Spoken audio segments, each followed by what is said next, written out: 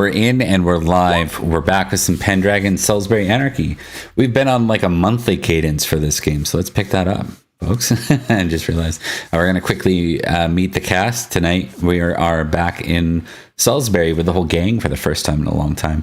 We'll start with Thomas.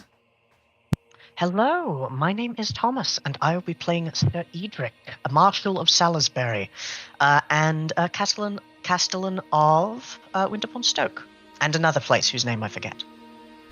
And another place. And me, Vagon, is the answer you're looking for. That's right. You've got such a cool name and you forgot it? I can't believe this shit. Mark. We once were a Vagon.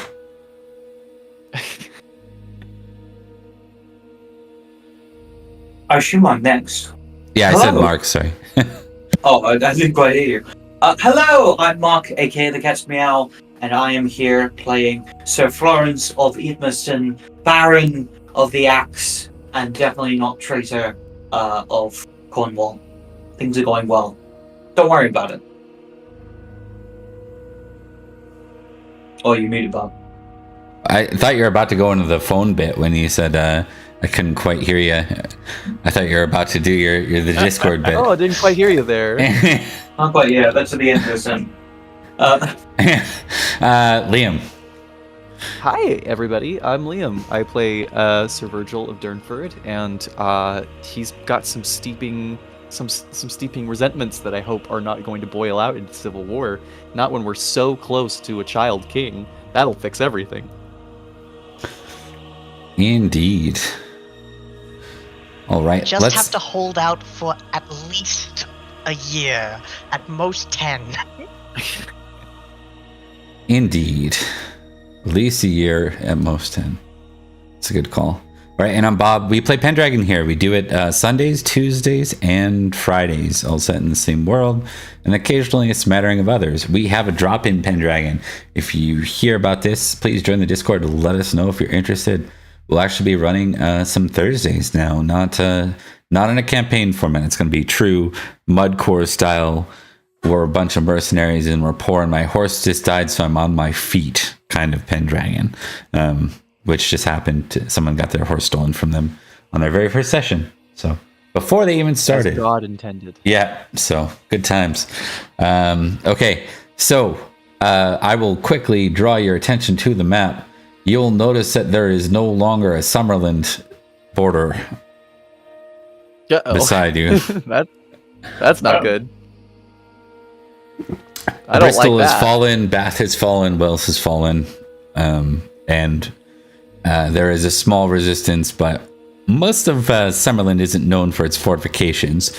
You recall that last time you invaded there, you were sent into the hills, or they were sent into the hills and the swamps, and those who didn't got raided by you guys in Madoc. So 100 Libram down the drain. You bought some time.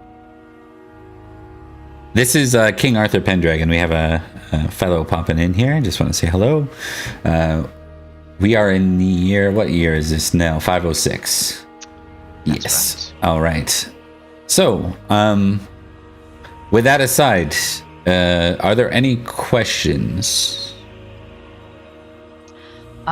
With the conquering of Summerland, does it seem like Cornwall is licking their wounds and eking off that war fatigue, or does it look like they're still on the war path? Really hard to say. It's too early to know. I think everyone speculates with the amount of warring both groups did and the size. Escavalon and Cornwall now share a border. Indeed. In Glevum. So, two great kingdoms are now in each other's way, and they both have now claim to Summerland. Indeed. And we're right next to that mess. And you're right next to it. Yep. All right. A couple other matters aside, we're going to talk real quick. Actually, we'll wait till the feast on that. Let's do some pre-feast some pre-feaster stuff here, gents. We're gonna start with Virgil. Virgil, I want you to roll me a d10, good sir. I love a d10. It's my favorite kind of dice. That's a 5. Dead in the middle. All right, 2d100, sir. Okay. I love 2d100. It's my favorite kind of dice. Mm-hmm. This will be how many manors burn down in mysterious circumstances. Yes. 53 to 6 plus 62. 53 and 62. Okay.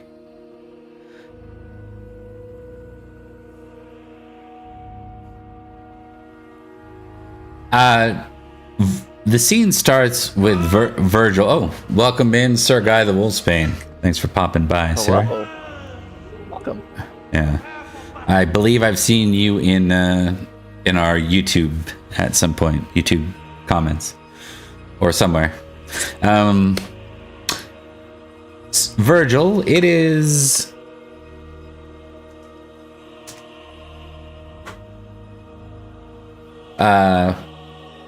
late evening, and one of your what do we call them again? I want to say goons, but we had a name for No, they're the hounds. Yeah, hounds. What was the other one we were calling them though? Weren't we calling them a funny name as well? Oh yeah, so the ones that are Virgil's bodyguards are the Jimmies. The ones that guard built Durnford Manor is the Billies, and the ones that are at devices are the Timmies. Yeah. Okay. Well, this will take place. Where would you spend most of your time? Is Durnford your main seat now, or is devices your main seat? Well, that's a good question. I guess probably devices. I mean, that's his. Mm-hmm. But I don't know if Lady Bronwyn's been moved back in, because she went to that other manor that she had. She's in Berwick St. James. Yeah. So that's still where she is. We haven't established it. I definitely think for him, devices is more his home. Plus, it's in a little bit more actiony of a location, as it is on the border to Cornwall now. It's in a good strategic spot. All right. So, on that note, you have a rider come in at night. One of your Jimmies comes to get you, Virgil, to let you know you have a is your wife with you in devices? Yes. I'm concerned by the way that you're asking this. Okay. Yep. What did we name the badass one you actually played for a while? Was it Lionel, right? Yeah. Lionel happens to catch you on your way to the privy. Like, you're on your way to the privy, you're leaving your bedroom, it's like 10 o'clock at night. You don't see him usually unless there's a problem. Mm-hmm. Is there something I can help you with, Sir Lionel? I think you should go to the stables with me, sir. I hope it isn't bad news, Lionel. I have enough of a headache this year as it is. Let's go then, shall we? He nods and off you go. It's only a matter of a few minutes and you reach there. And as you kind of make your way in, give me an awareness test. I love awareness tests from Virgil, the man who's blind as a bat. That's a fail. No. You make your way in, and you're kind of caught off guard as you enter to see your mistress, garbed in cloak, beside her horse. Well, this is unexpected. Lionel, would you wait outside for me, please? Of course, sir. And with that, he goes to step outside. I don't mean to. I'm sure you're here for a good reason. I'm pregnant, she says bluntly. Oh. Is that all? She like looks at you nervously. She's like, is that all? I work in Sarum. How long do you think before they notice? Before I start showing? You're right. I hadn't considered the difficulties that it may bring on you. Look, this whole situation, I didn't intend for it. And I know there is likely some amount of further difficulties that it will bring upon me and my family as well. But I made my choices, and I could have pushed harder against you if I wanted to. I'll take responsibility. Outside, I'm just kidding, but outside you hear, that's what got you into the problem in the first place, sir. No. Lionel, not now. I'll take responsibility in every way that I have to. I'll ensure that you're taken care of, and that this does not ruin your life. You have my word. She nods. I think she trusts you, so there's no doubt about that, but she's definitely scared. Right, hang on. Yeah. Let me test something then.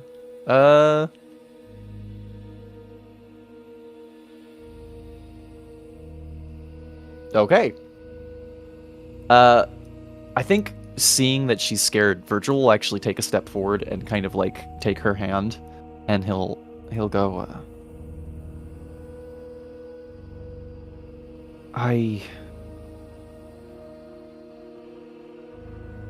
many years ago, you sought me. No one's ever done that before. And last year, when I was a bleeding, dying mess, you were there.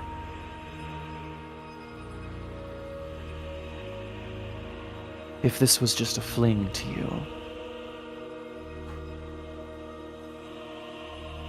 I can't imagine you'd have been in the places you have for me. I'll honor that. I promise you. Give me an honest test, because I want to say Virgil's... Is he? I feel like he's not much in the way he's a deceiver. A little bit more honest than he is deceitful, yeah. There you go. All right, take honest. I assume that was honest, first off.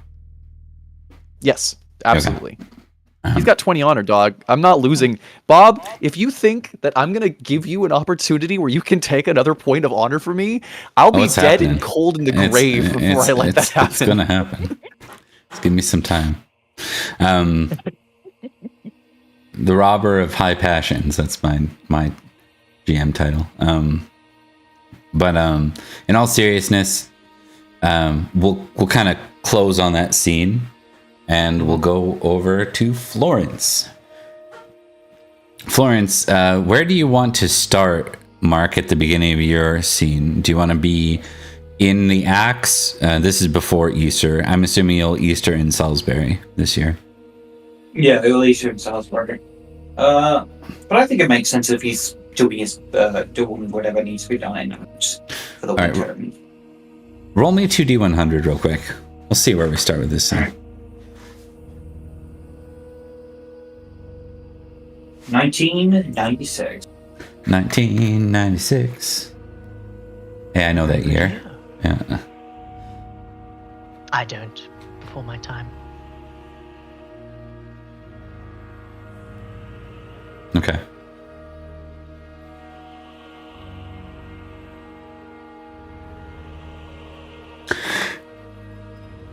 You receive a letter. Uh-oh. The letter is addressed from Earl Robert of Salisbury. He opens it and gives it a read. To the champion, Sir Florence, Baron of the Axe, holder of Idmiston.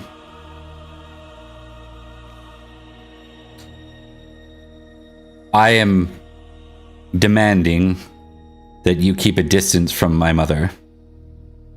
Failure to do so will result in the return of Idmiston to the county of Salisbury. Signed, Earl Robert.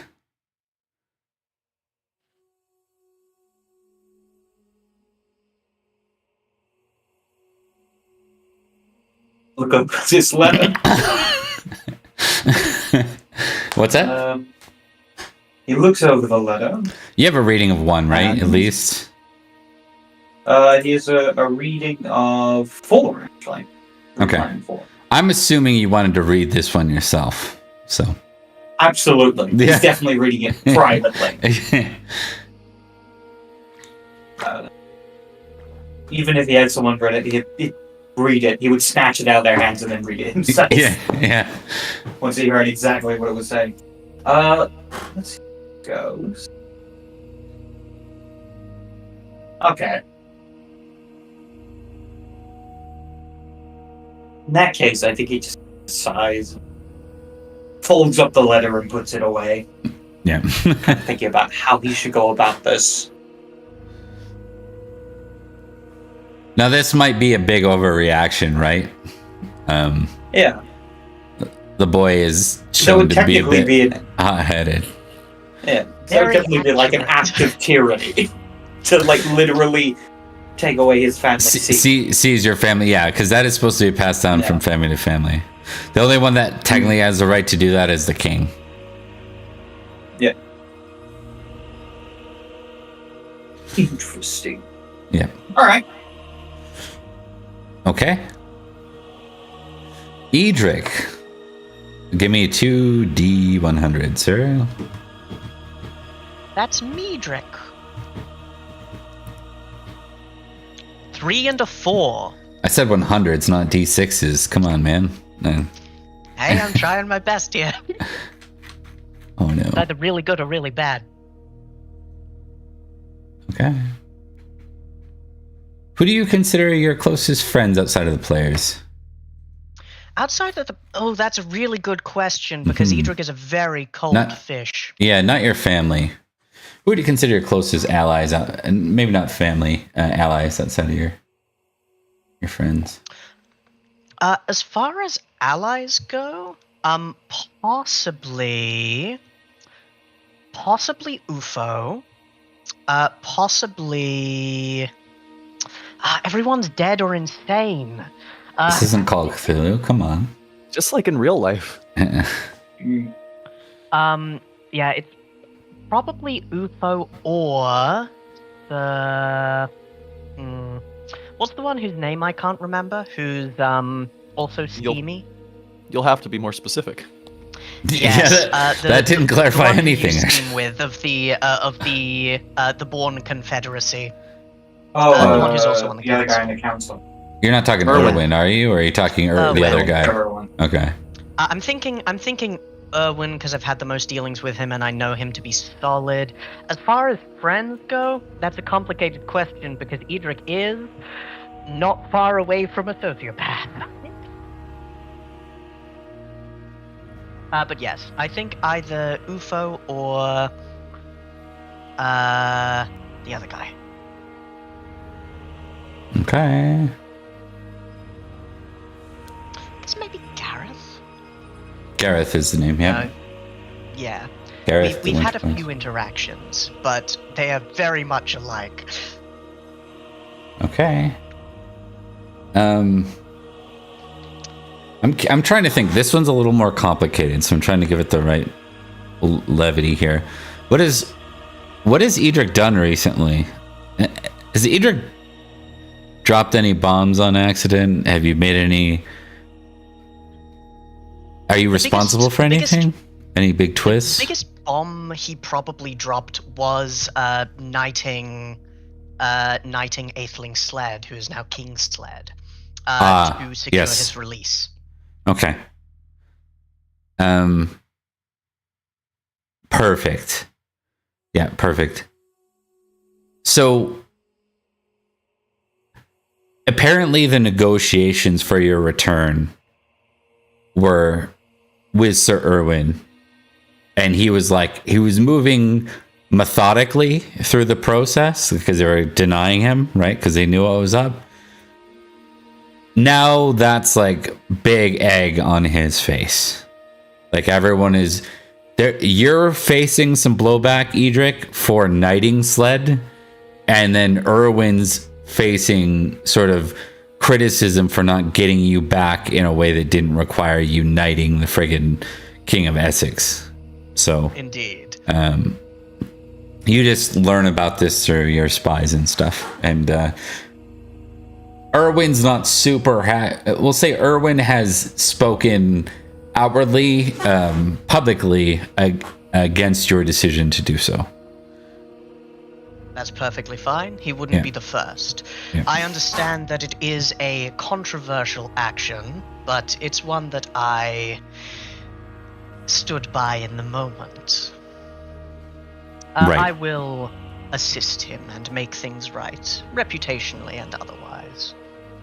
Perfect. All right, so all that, of course, can be done at the feast. I'm not sure, Liam, did you happen to hear, you might like what happened with, while you were away, did you hear what happened with Florence? I didn't hear Florence's thing. Florence received a letter from Earl Roberts, effectively saying, stay away from my mom or I'm going to take Idmiston from you. Attaboy! Attaboy! That's my boy! That's my son! He's not my son, Don't but he's encourage my him son. to do treason. If he is your son, then that's a whole different letter that needs to be sent. Yeah, Jaren somewhere is judging Edrich. All right, let's go ahead and Easter feast, shall we? Let me just see if there's any hot goss that you guys might have going into Easter. Yeah, we'll start with intrigue rolls. Let me know if you crit. Do it.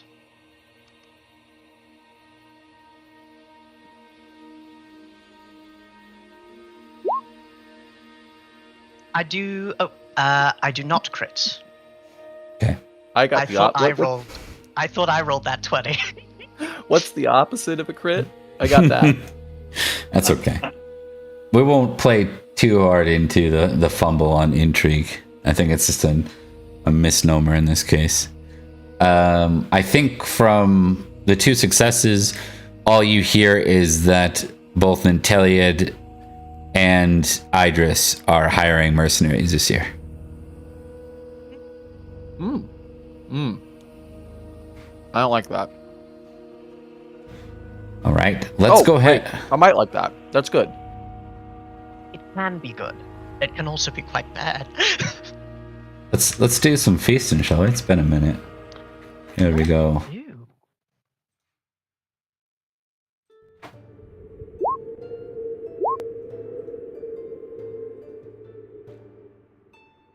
I have gotten over my curse, and I no longer sit with the dogs and that one Baron's possibly bastard son, who I planned on doing things with later, by the way. Ayo? Heyo?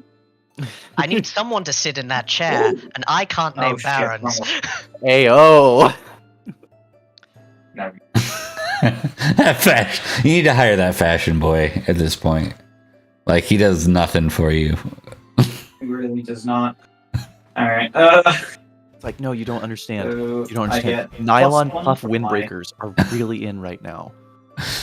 So Florence, your fashion boy is violating Jewelry? the space-time continuum and the laws of fashion. Success. All right. Is that three? It is 3 successes. No crits, right? Let's talk about current glories, guys, because we've gone through another year. I am at 12,831. Is anyone higher than that? No. Nope. Hey, who's next? I think Florence would be next at Florence 11,894.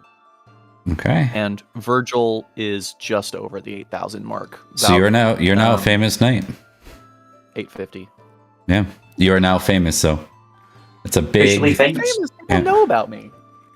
Yeah, more than just know. You are now like. I mean, if you think about the Uther era, there were only like a dozen people who were famous. So guys are doing all right. Far and wide. Yeah. People know about Virgil as the guy that you should stay away from, but he'll keep his word.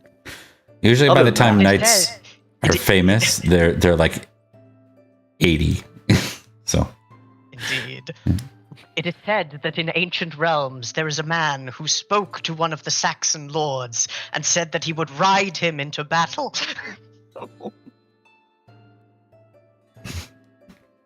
Okay. Let's see here. Couple other matters of note. We need to establish what happened with Cynstenian, have we? We have not yet. Okay. He has been accused of being a heretic, and Oh, that accusation is Not that true. part. The part with got you. with him pursuing his wife, the hostage. We haven't resolved that yet. Okay. In that case, if it resolved in a bad way, he might not have been accused at all. We're going to assume that he wasn't successful in saving her. So she is now a hostage in Wessex, and Wessex and Salisbury aren't talking. So he's probably off trying to figure out how to deal with that. Is that fair? Do you accept that premise? I think that's very fair. He's got 2 exalted passions that will be driving him insane. He's going to sort it out or make a mess of things. Okay. And did you accept? Did you push for the knighting of Dame Rian? She will not be, or of Rian to be Dame Rian, because she will not be. He did. Okay, that will require your push as Yes, a lady knight, Edrich not a is- common thing. Yeah, indeed.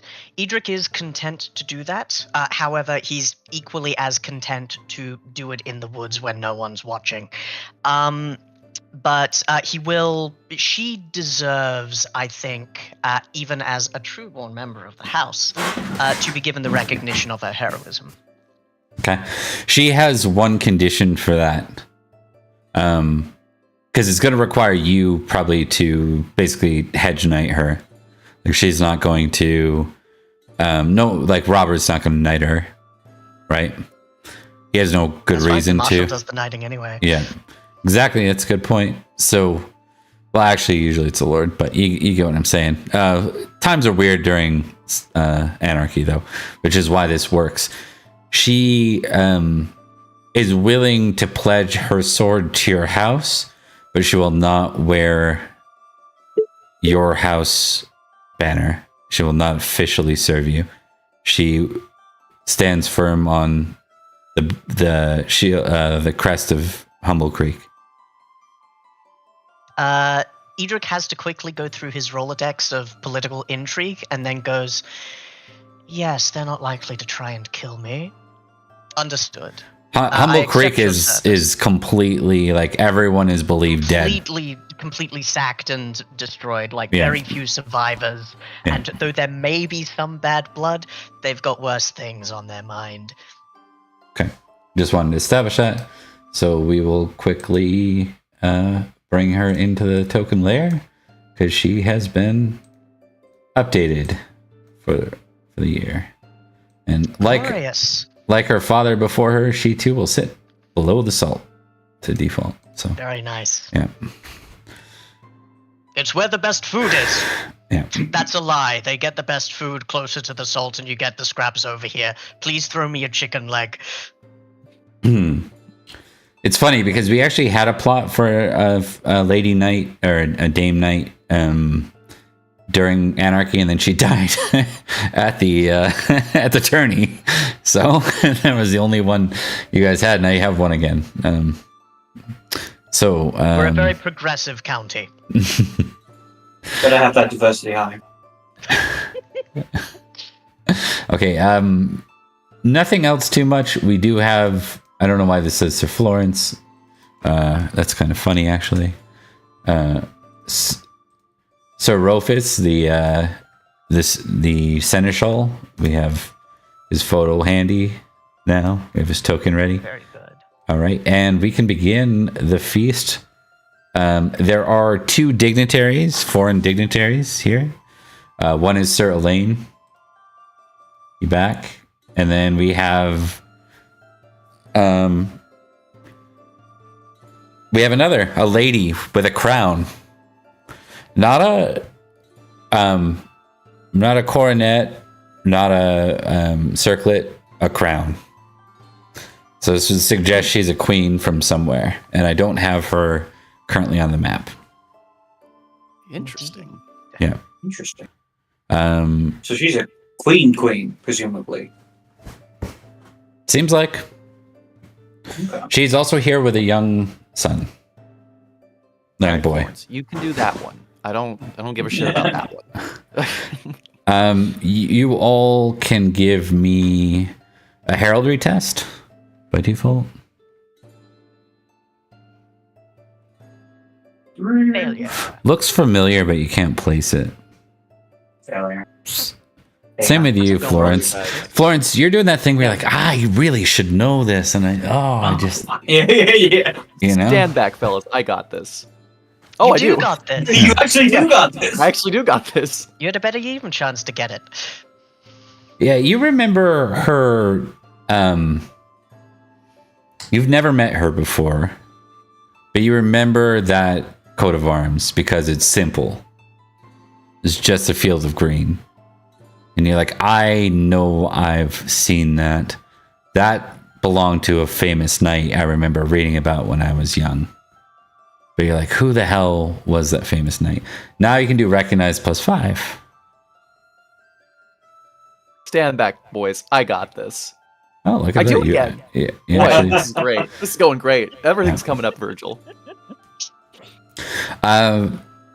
You recognize this person, and it's funny because it's probably someone that like Florence should know, but he's just like, I just can't place it.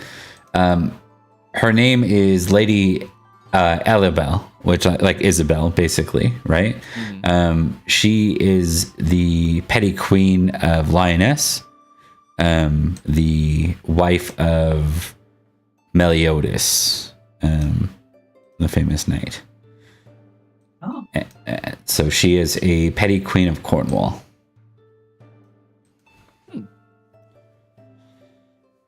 What's In she? the kingdom of Lioness. Yeah, that's fair. That's probably the vibe you should get. What's going on here? Ugh. I wish my brother were here.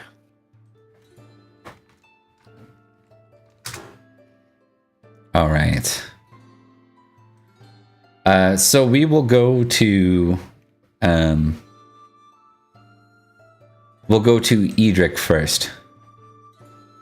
Edrich wants to do two things, which is talk to Sir Owen and talk to Sir Elaine. Do I still have to? She's been knighted. She's Damery, and I don't have to do anything. She is 23 years old. That's the other thing we forgot about. Yeah, forgot yeah. to deal with her. So yes, she's we somehow lost track of her. I should note that Indeed. for you guys. Are any of your squires in need of knighting? Ooh, that's a good question. Yeah. Mine are both good. Make sure you going forward too, guys. Make sure that we record the actual year of their birth. Which, you know, if you get them at 15, that's 15 minus whatever the current year is. Mhm. I've got 486 for this kid, but that's not right. That doesn't seem right to me. Do I have Be to do 19. anything special? That's not bad. 46 would be 20. So almost one more year, Virgil. 1 more Okay, year for cool. knighting. Yeah. How many do I draw at 12,000? Still 4. I think it's 16,000 is the Okay. next jump. It's a significant. It's doubled, so it's 1, 2, 4, 8, 16. So Parents' kids are getting pretty close to. You know what? I think this is just for your information too, Bob. I think this is also a source of stress for Virgil. Perin's oldest child is 17. Jaren. That means he's got 3 more years being in charge of Durnford Manor before he has to give it up. yeah, did we establish where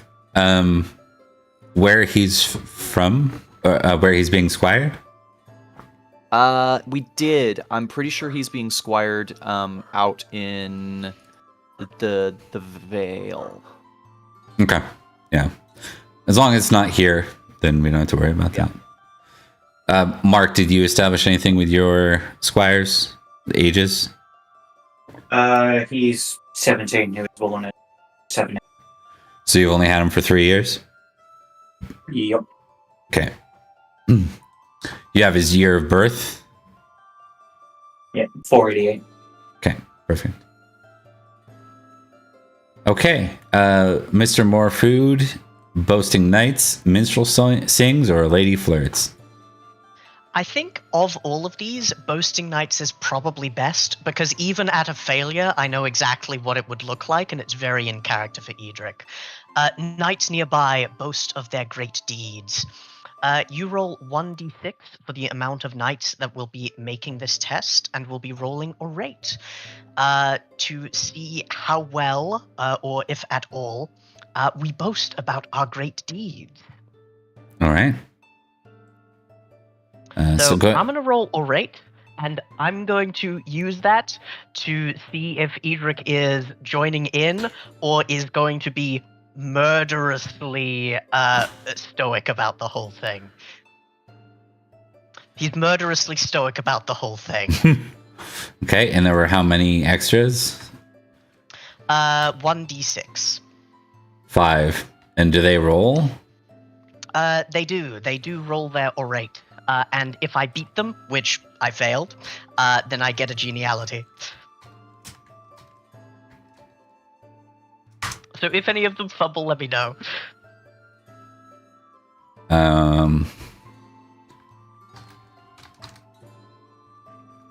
So first one fails. Second one succeeds. Okay, never mind. Second one might be the victor. Third one fails. Fourth one fails. Fifth one fails. So let's figure out who What's in the water? Yeah. Let's figure out who Mr. number 2 is there. Oh, Can he be the possibly bastard son of Baron Duak? right? I feel it's fitting. If he critted, I would say yes, but he actually had a low, didn't he? 4 out of 13? 13's not bad. Yes, yeah, we'll make it the bastard son of Baron Duak. Did we name him yet? I'm sure we did, but I don't think I wrote it down. Well, I can do some Google searching. Do you think that was the last episode that came out? It was, yes. Or it was YouTube with Edric's blog search. return. Okay. Yeah, I'll look that up. But yes, it was the Baron's bastard son.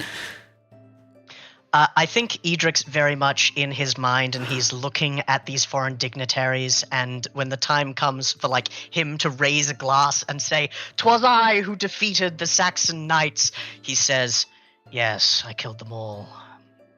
That was the equivalent of a bad roll to pull 4 cards all with 0.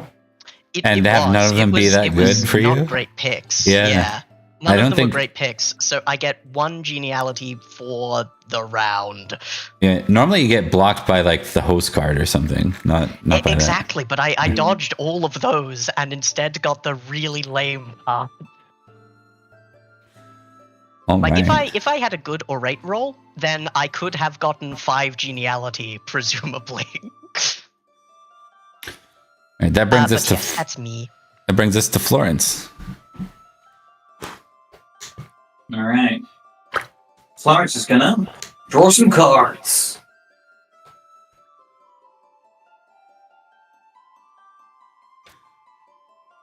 Two, 3, and 4. Oh, toast time. Toast. All these cool things, and the host stands up, calls for toast. Yep. All right, let's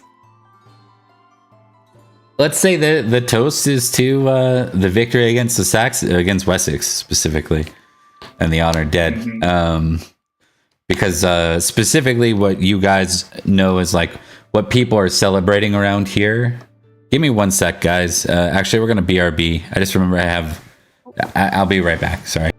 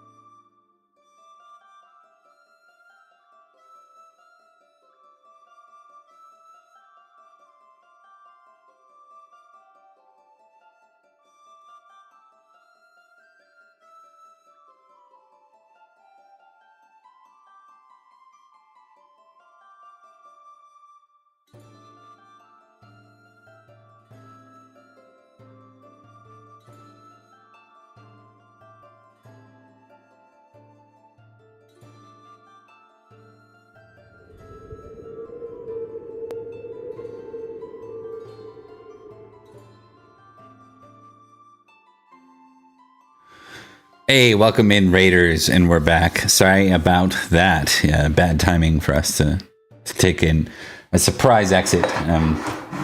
But we're back, and we're going to run through this here. There was one last thing we were trying to iron out, weren't we, before I had to jump? I was like midway through a comment. Do y'all remember what that was? I don't. Thomas just finished. We pulled the host card. We talked about the dead. Something was established. Whatever. Let's. Maybe it'll come to us. Oh, that's right. We were talking about the talk of the thing was our victory over the Saxons. Yep. Namely, that it's been the biggest victory we've had for a while, and it's been a relatively unified thing. Yeah, the big thing that Salisbury's celebrating is the stand you had at the Riverbourne. Not Lev Kamagas, not what happened out east, but like on your home turf, you stopped them from invading. Like if you didn't win that battle, which was dangerous, and I put you guys in a really bad spot on purpose, they would have straight up just ravaged your lands. So you guys did block that successfully. Okay. And that's what the toast is about. It's about the valor and strength of the Knights of Salisbury. And this is coming from the Earl, the boy Earl. Why don't we get everyone to test courtesy? Just a reminder, you can't use geniality if you got it this round. Yeah. So you can't use geniality is probably what I should have said, because it's round Indeed. one. Yeah. Okay, it looks like Most courteous. So we have 2 Florence, 1 to Edrich. Is that correct? And then a third yes, to Florence. Correct. Yep, no third for the round. As Florence gives his toast is a semi-speech about the defense on the bridge and how he and all the rest of Salisbury bravely stood in defense, making sure that the Saxons didn't cross. But he definitely does kind of call attention to his own work showing that. Giving meaningful glances to Earl Robert, going, "Look, I'm great." Look what I did. Yeah. I think that was if I remember correctly, Florence, that was your biggest push the whole series of battles, right? Yeah. Absolutely, because he literally did everything he could to push them forward because they were bad. After Edrich went down, I think, right? Yeah. Edrich fell behind enemy lines and had to kind of fight his way back, and he had to take command of the whole thing. All right. That brings us to Virgil for round 1. Virgil's turn. Now, Mr. Bob, I have noticed something that you have not pointed out to me specifically yet. Yep. But Lady Bronwyn's brought a young woman with her here. You bet. What's going on with that? Give me a recognized +5, sir. You don't have nearsighted or something with Virgil, do you? I feel like I have been role playing that. I've been role playing that I have nearsightedness with him, but So I don't have any official stat or anything. If you fail, that's why. That's what we'll say. Yeah. Okay. Yeah. Oh yeah. Wait, is my recognize is even worse than my awareness. Holy shit! Yeah, I know that girl. Would that have My been niece or something. Would that have been a crit? If I hadn't what? Oh, did you give me +5? I didn't. Yeah, I did. +5. Okay. Straight. Yeah. Okay. Well, nevertheless, you can tick that. Indeed, it is Perin and Bronwyn's daughter. She is nearing of age, which is probably why she's here. The one that's 15. They have they have a lot of kids. Yep. What was her name? Nice. What was it? That would be Ciri. Ciri was the eldest. Yeah, because it's Jaren at 17, Perseus at 16, 2 bastard twins, Ciri who's 15, then Doof and Elaine who are 13, and then Boadicea who's 12. Yeah. So I mean, the way it works, because squires are kind of treated like they're like, about to join a frat and they're in hazing or whatever. They have to sit below the salt. But when ladies get closer to coming of age, they tend to be, brought into adulthood, more front and center in the court, I guess. I'm weaving around lots of phrasing and words on purpose because I don't want them to be clipped and used out of context. So as a result, she is present with her mother, and her mother looks like probably the most courtly you've seen Bronwyn in years, which is why you're like, oh, okay. Like she looks like she's dressed up like she actually tried with her appearance, with her fashion, I meant to say. Now, for the audience who haven't seen 100 episodes, I believe that, or when Perin first died, quote unquote, and Virgil took over the house, she was pretty scared of Virgil, so she took most of their kids and fled to the other manor that she had control over. And it's been icy, if not amicable, ever since. So Virgil probably hasn't gotten a lot of time with the kids. Especially because the kids don't live at Durnford. Mm-hmm. Right? Okay, with the cool. exceptions you made prior. They don't. The couple, I think I took the heir specifically. Yeah. Okay, cool. Well, Virgil's gonna spend his turn going up and talking to them then. Okay. There's also Karanog's here as well. Yeah, Karanog don't like me, but that's okay. I think legit, it's like Virgil makes eye contact and immediately like beelines across the room to get to them. Yeah, Karanog sort of he puffs up a bit. I think your last interactions with him were positive, though. I can't remember what they were, but I remember them being positive, not negative. It's been icy, if not amicable, for the last couple of years, for sure.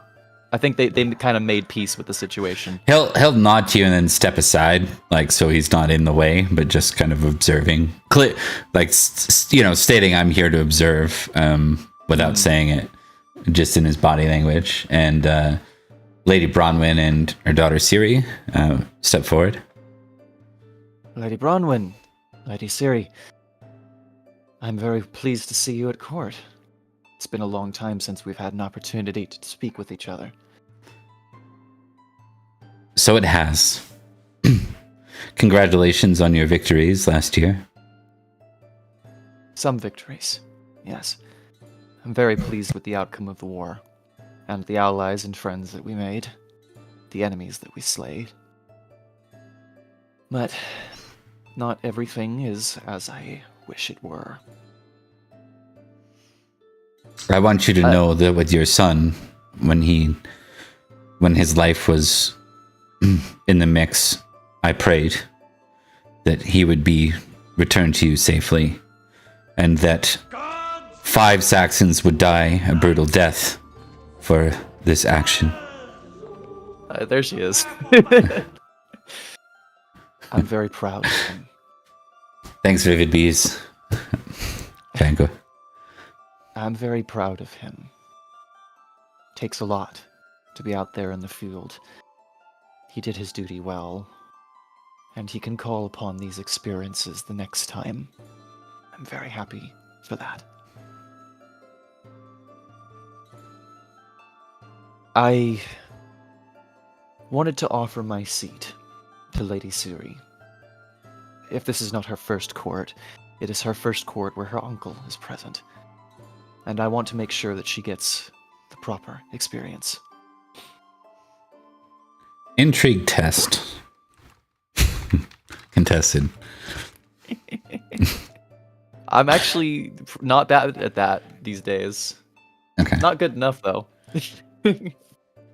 Is there anything in Virgil's motives that seem underhanded? Is there any second motive aside from just giving her a better spot? Is this a generous activity? That's what she's trying to suss out, or is there something else?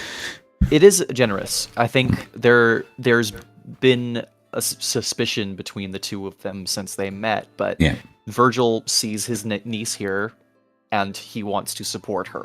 That is, for him, that's the end all and be all of it. Yeah. I think since she beat him, I think she could have a little bit more, which is Virgil is clearly a little desperate to have more of a relationship with his brother's kids. Yeah. I think she looks at you a minute and like all that kind of flashes through her brain real quickly and she nods and she looks to Ciri and kind of like puts her hand on her back as if to usher her forward and says, your uncle has been very gracious with this proposal.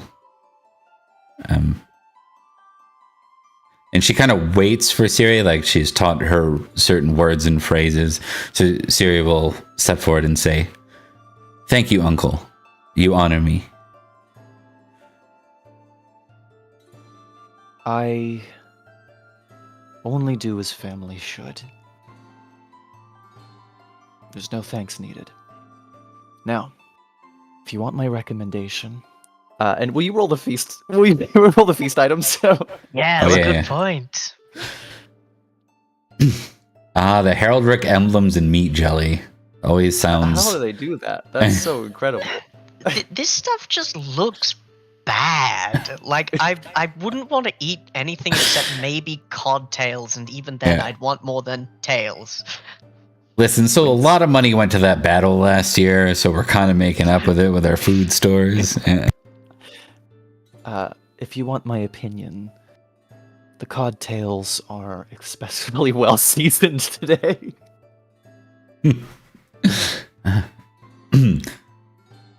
She nods, says, I look forward to them. And with that, I think Bronwyn will nod to her, and Ciri will kind of walk. You're going to escort Ciri, I assume, right? So you'll have a moment with Ciri kind of walking back to where her seat is if you want to talk to her. Or alternatively, Caranog can walk Ciri, and you can talk with Bronwyn, whichever is your preference. And I'm only doing this because you don't get a lot of screen time with these characters. I think he'd rather spend time with Ciri. Like, Bronwyn and him have an established relationship. He's not going to be able to win her over, but he wants to have more of a relationship with his nieces and nephews. All right. She'll walk over with you towards your seat. Are you frightened much? No. Well, of some things, but not of you, Uncle. That means a lot to hear. What things are frightening you here? Just mostly this upcoming war with the Cornish and the Welsh. I don't know what that means for us. I mean, I know we're not directly a part of it, but we're right beside it. And Mother says that Nanteleod has called for the Supreme Collegium to meet. This...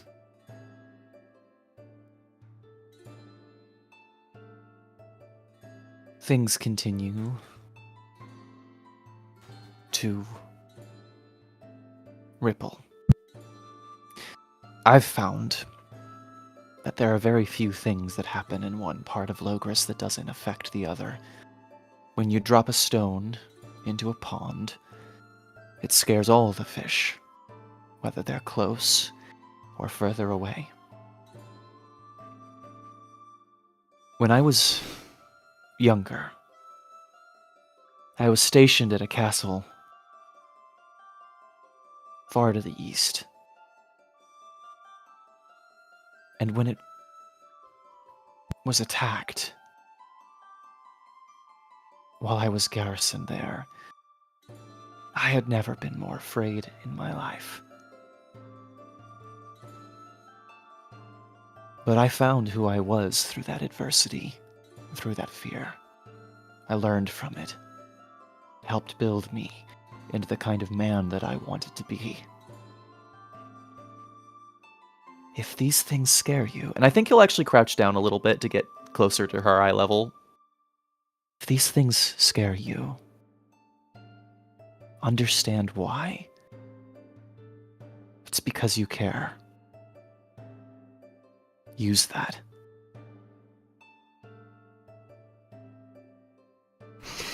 She seems to be like processing what you're saying, but she's nodding. It doesn't seem absent. It seems more like deep in thought kind of thing. And then you kind of right about that point, you reach your seat, aka the seat you're giving to her.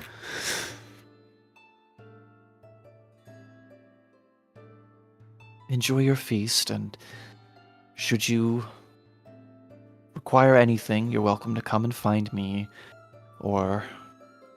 and there's a bit of hesitation. He goes, or your uncle Edrich. He'll look after you.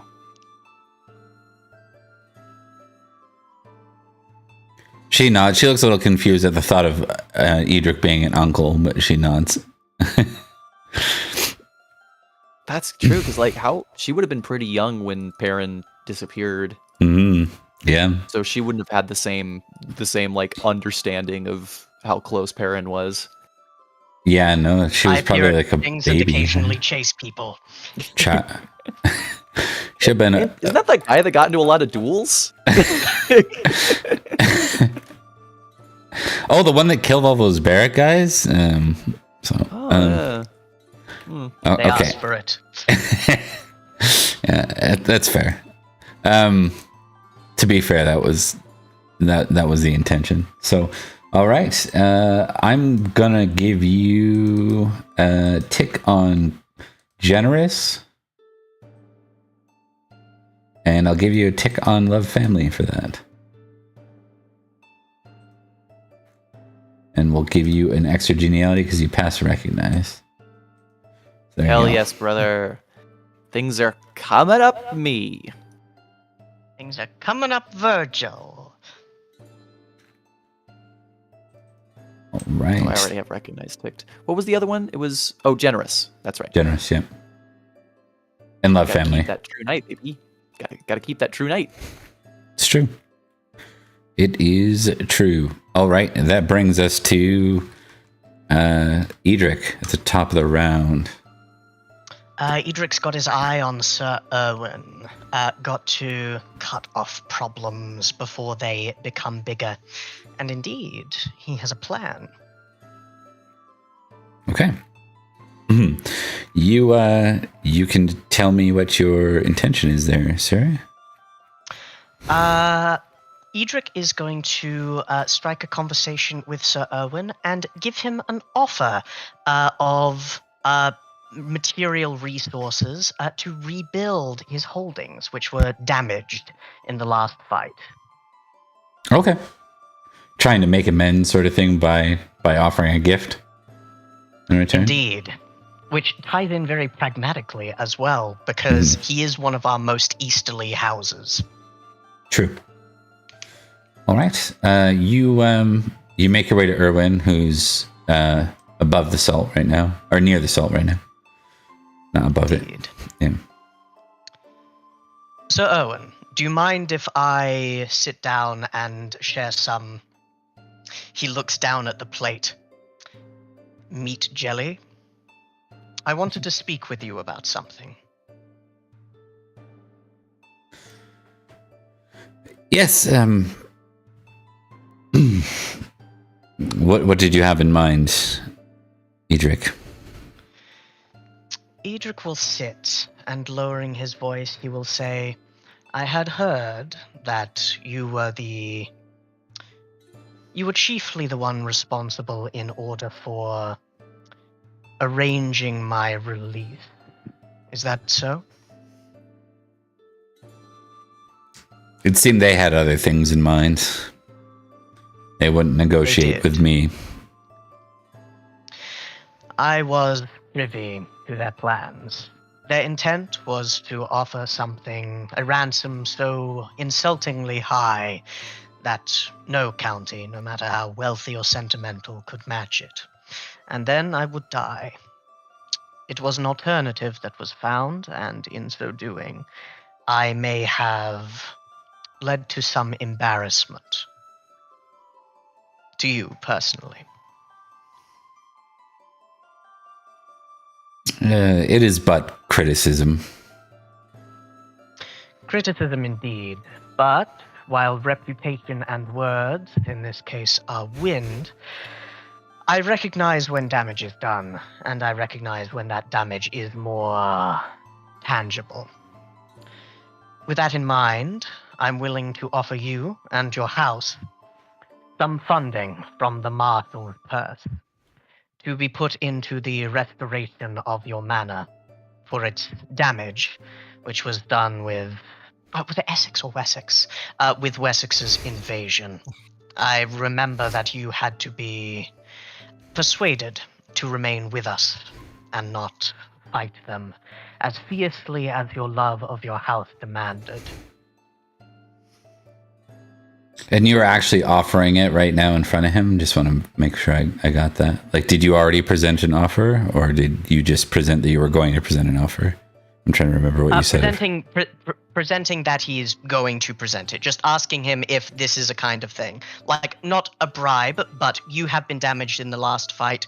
Here's how I can possibly make it right. Okay.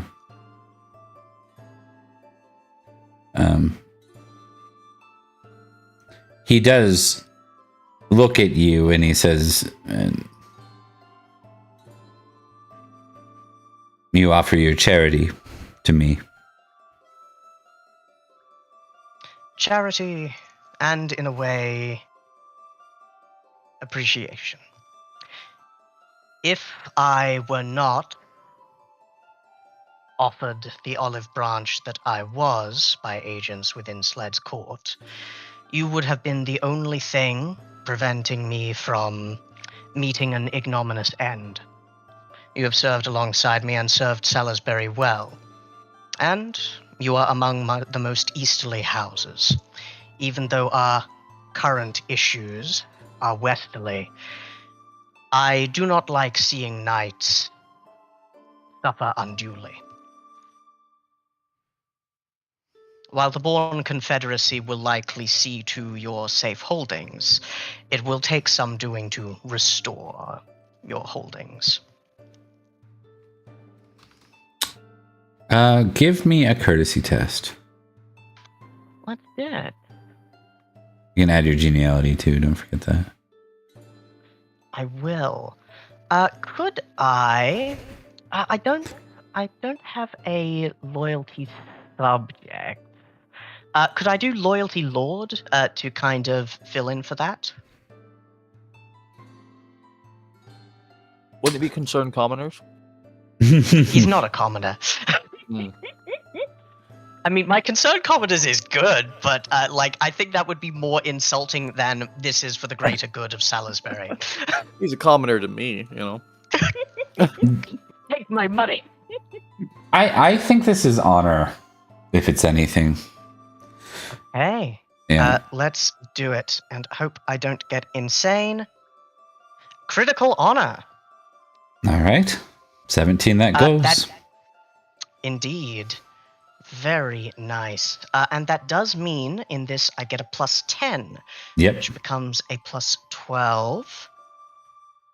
Which is a 17 over 20 courtesy. All right. I think with you impassioned by honor, he can tell this is sincere and that this isn't you just sort of weaving plan after plan together to try and make it, sometimes Edrich can get a little carried away with his contingencies, right? So seeing that this is more of a... It helps if it's also true. It helps if it's also true and is one of those plans. But he says, I know you know that I can't be bought, Sir Edrich. But it is a gift. If it is a gift from you in sincerity, then who am I to refuse it? And in that, you will find it. Thank you, my friend.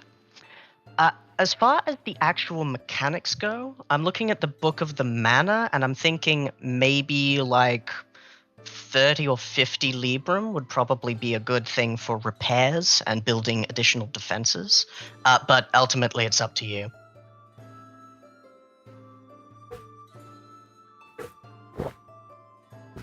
Yeah.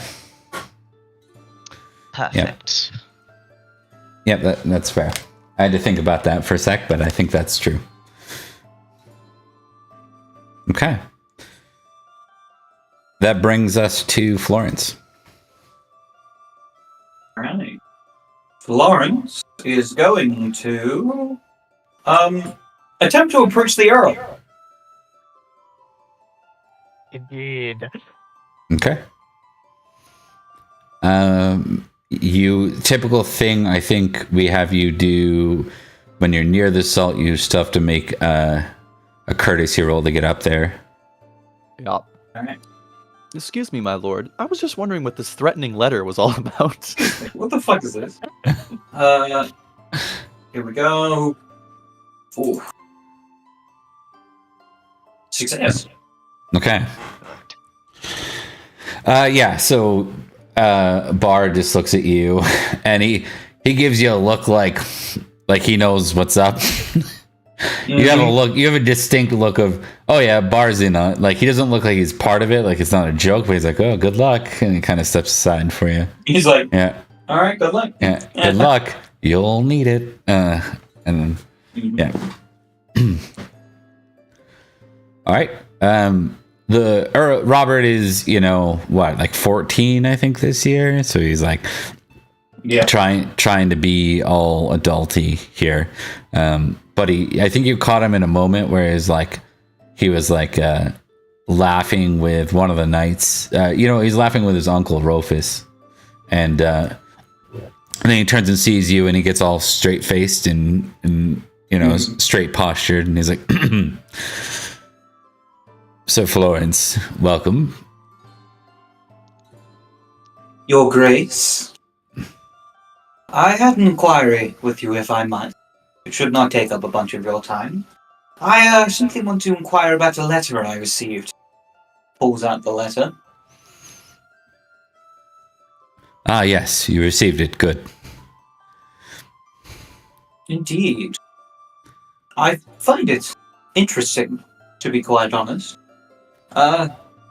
It seems almost as if it is a threat.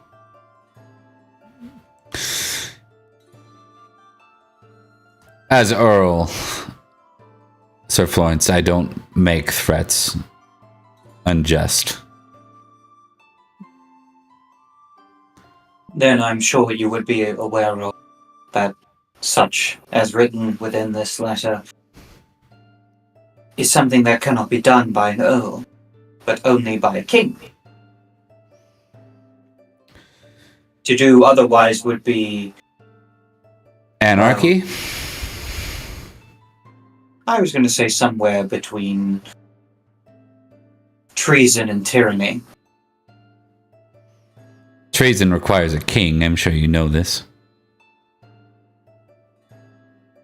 As it just so happens, I have one. Indeed. You think you would invade Salisbury because you are missing a manor in our lands? No, of course not. I'm just curious how everyone else will see it. Well,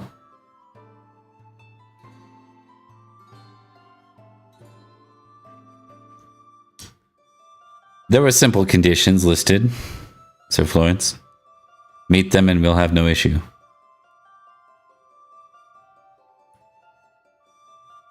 Is that so? I think Bar kind of comes in a little closer because he's kind of worried about the body language and the close talking that's happening now, just to make sure everything's going to be good.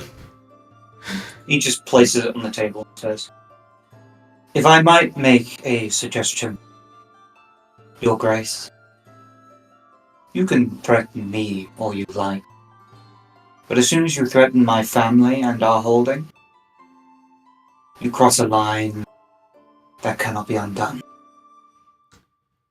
Then you understand why I ask you to stay away from my mother, then.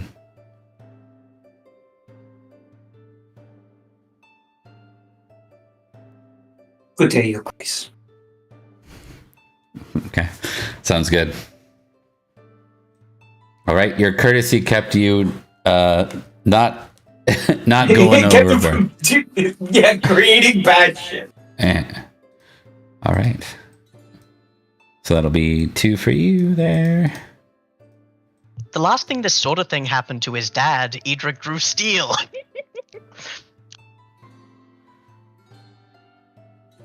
All right, it is Virgil's turn. Virgil's turn to do Virgil things? Yeah. All right, I can work with that. So there's a queen here, Mm-hmm. and Virgil has been taking a more active role in politics, but not active enough to prevent him from drawing cards this round. So let's fucking go. Here we go. 4 cards. Bam. That's the first card right off the bat. Bam. Bam. Go flats, it's her again. It's a different. It would have to be a different one, I imagine. Like, oh man. Okay, cool. Not ideal wife. I guess you could pass it off, but the only one you could pass it off to is Florence. Florence. Yeah. Stop flirting with the Countess. Here's a woman. Take this one. What's my orate? I might actually do that. I think that would Orate's make at you 11. that would make you Robert's best friend if you went, no, just get him a wife.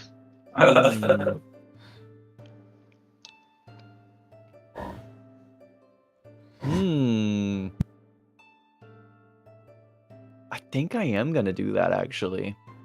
My orate's pretty good, but not enough to be worth it. Yeah, I think I'm going with ideal wife, and I'm going to I'm going to pass that to Florence. Right? Let's make sure that's how it works, right? Yeah. Roll on the random marriage table at +5 to determine an eligible lady, so it's gonna be a good one. If unmarried, you can decline her hand, and if she's unmarried and you decline, you lose 1 loyalty lord. But if she is married, or if you're married, you can recommend a fellow player knight. If you do, give this card to that player and get generous tick. And they have to play that card next round. They do have to play the card, but they don't have to get married. I think that's Correct. how we've played that. Yeah. I think just so you know. If they don't, they get the -1 to loyalty. To loyalty lord, yeah. This is a fee mine. It really is, like, I want to say, I think this is the most tactical decision Virgil has ever made in his entire life. Yeah. I think this is everyone working together too. This is like Rufus talking to Virgil, knowing that Virgil's married, and you know what I mean. How does your role not be like, oh, look at this potential suitoress? Right. Yeah, I forgot you were married. Yeah. Oh, what a crazy random happenstance! If only we knew another famous knight that could possibly be married. Indeed. Okay. With that in mind, roll a d20 and add a +5. I have found the random marriage table. No. We don't do that right away. That's for later. Oh, gotcha. You do it till it's for later. Gotcha. Mm-hmm. For later. Do you get the genealogy for drawing this, or does Mark? I think I get. You should get the genealogy. Yeah, because you still played the card. Drawing it, I just don't get the bonuses. There's also a different genealogy table. By the way, while you're up near the salt, above the salt too, Virgil, a little kid like comes running into you on accident. Oh, slow down there, little one. Lots of sharp corners around here. He's like, oh. He gets up. He looks like he's about, like, he's not crying, but he just smacked his head pretty good, like on the ground. He's probably like 5 years old. And he looks up at you. You're pretty tall, right? He's like, yeah. You're big. Are you a knight? I'm one of the finest knights there are. My dad's better than you are. And who's your father, little one? Meliodas. He pops off his chest. Meliodas, that's a big name indeed. Tell me, what's a great feat your father's done? Something wonderful, inspiring. He leans in to you and he says, he slew a wyvern. Wyvern? I haven't so much as seen a wyvern. Must That's be why he's true. great. Yes. Indeed. I can find no better argument against him. I concede to you, little one. He beams at that proudly. And then his mom yells from, it's the queen there. She says, Tristram! And he like turns, sighs, and then he goes running back that way. And as he turns, I grab him by the waist and I suplex him. It's okay. It's okay. He's got a hard head. He'll be fine. We just proved that. And I think I did give you your geniality, right? Already, too, right? Yeah. Yeah. Okay. Okay.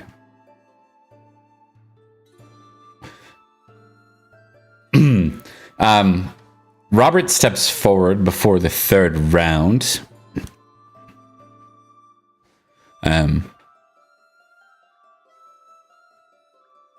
And he says, he clears his throat as if he's about to give. He doesn't do this a lot. When he does, it's usually a toast or something. It doesn't seem to be a toast. And he says, would Sir Edrich and Sir Virgil please come forward?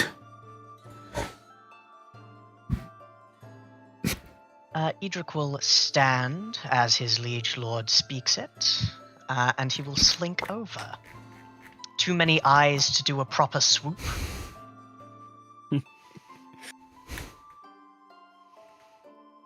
And Sir Virgil? Virgil's going. he's not doing anything fancy, but he's going. Okay.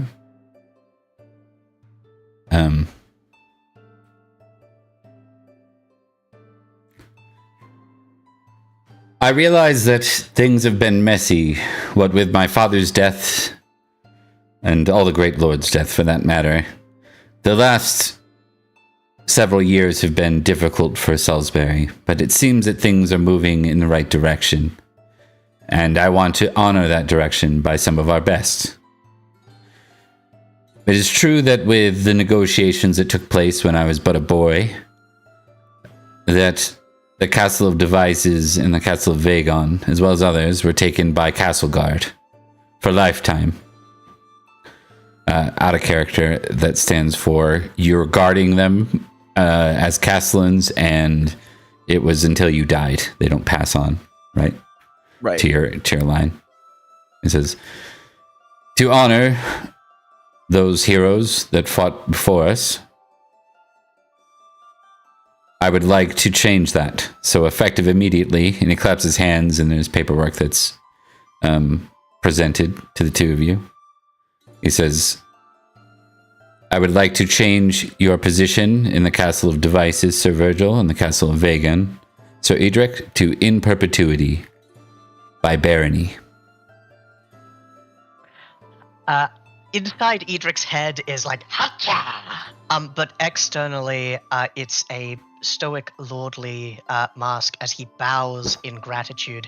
By barony, however, does introduce some interesting legal things. Is he, like, just making this decision? Yeah, this needs a arbitrarily? king. This Yeah. needs a king. Yes. This full needs a king. I think Edrich. But it's also like it's his land to Yeah. give up too, so it's not like he's seizing someone else's land. It's just Yeah, and then making surprising. a barony. Yeah. I think Edric's totally fine with this. Like, if the next king chooses to make an issue of it, fine. He's happy to be a baron. I think Virgil cries a little bit. I think he very much, like, there's like a moment where his eyes well up a little bit, and he very quickly like acts like there's something in his eye, you know? But he looks up and he goes, "Thank you, my lord. My family will remain ever in your service." You honor me greatly.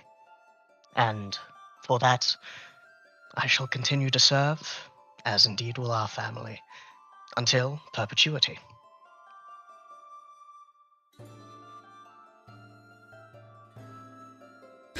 Should Logos find another king in that day, I will establish this petition as formal and accept the responsibility of such.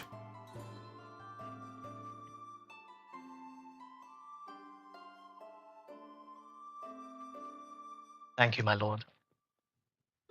Make me proud. Make all of us proud. Indeed Wouldn't- so. I wouldn't dream of disappointing you, my lord.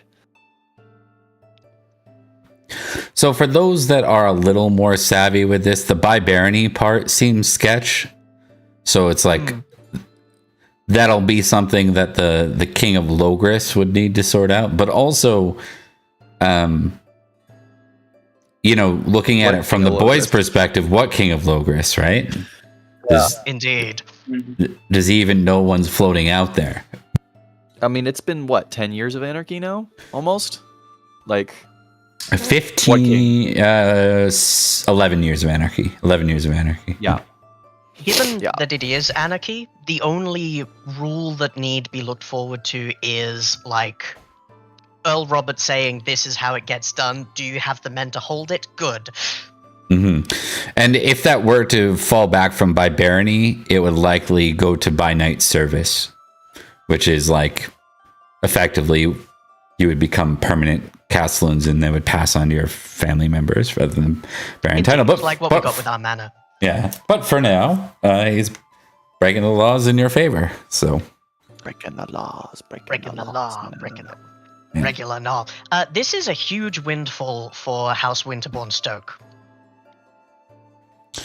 you both will get. We will go with 100 glory for this each. Very nice. Very nice. And I have restarted the glory tracker. Yep. And then we fold into round 3. Baron Virgil. Yeah. Pretty good. You guys, gonna check. you guys were straight on your way to being like exiled from Salisbury at the beginning of the campaign, and like you guys have done a really good job at defending it. So, and being, with the exception of Florence having almost an amour with his mom, if that were set aside, you guys have been Ayo. in really good books. But he is very proud, so that's what's getting in the way there. So, Indeed. Hey, like, even with that, Florence is still a very important part of Salisbury, and he's been a baron for much longer. all right, we Although he go doesn't to know that yet. Edrich. He doesn't know the. For Edrich would like to speak to Sir Elaine, representative of Escavalon. Okay. You managed to courtesy again. Actually, you're marshal. Yeah, courtesy still. Let's do it. All I need to do is not fumble. It didn't work. I succeed. Okay.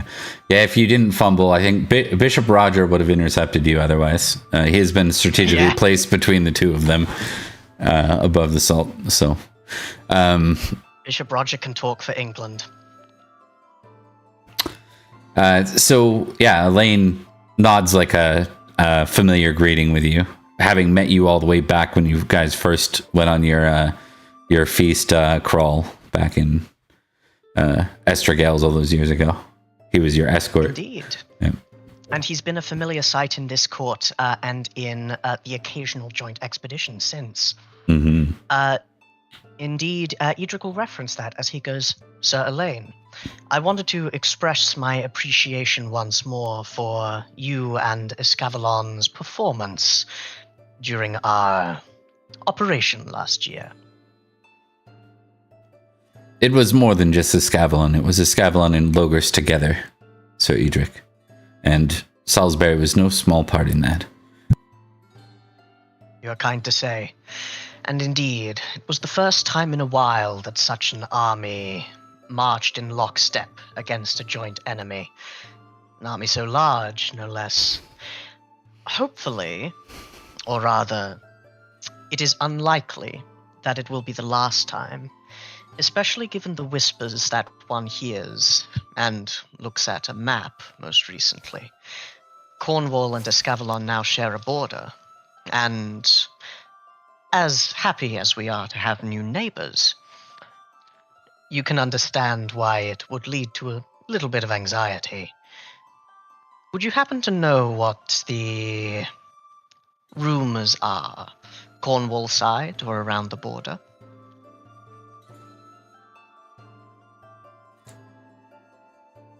Rumors, you say? Intrigue test. Let's do it. This will be your actual action for the round, so you can tick this if you succeed. Critical. Okay.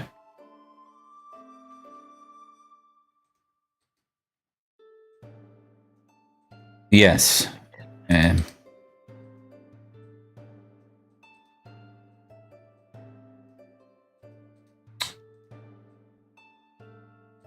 He kind of moves over to talk to you a bit more privately, because he's sitting basically at the same table as Eliabel with Bishop Roger between them. So he says,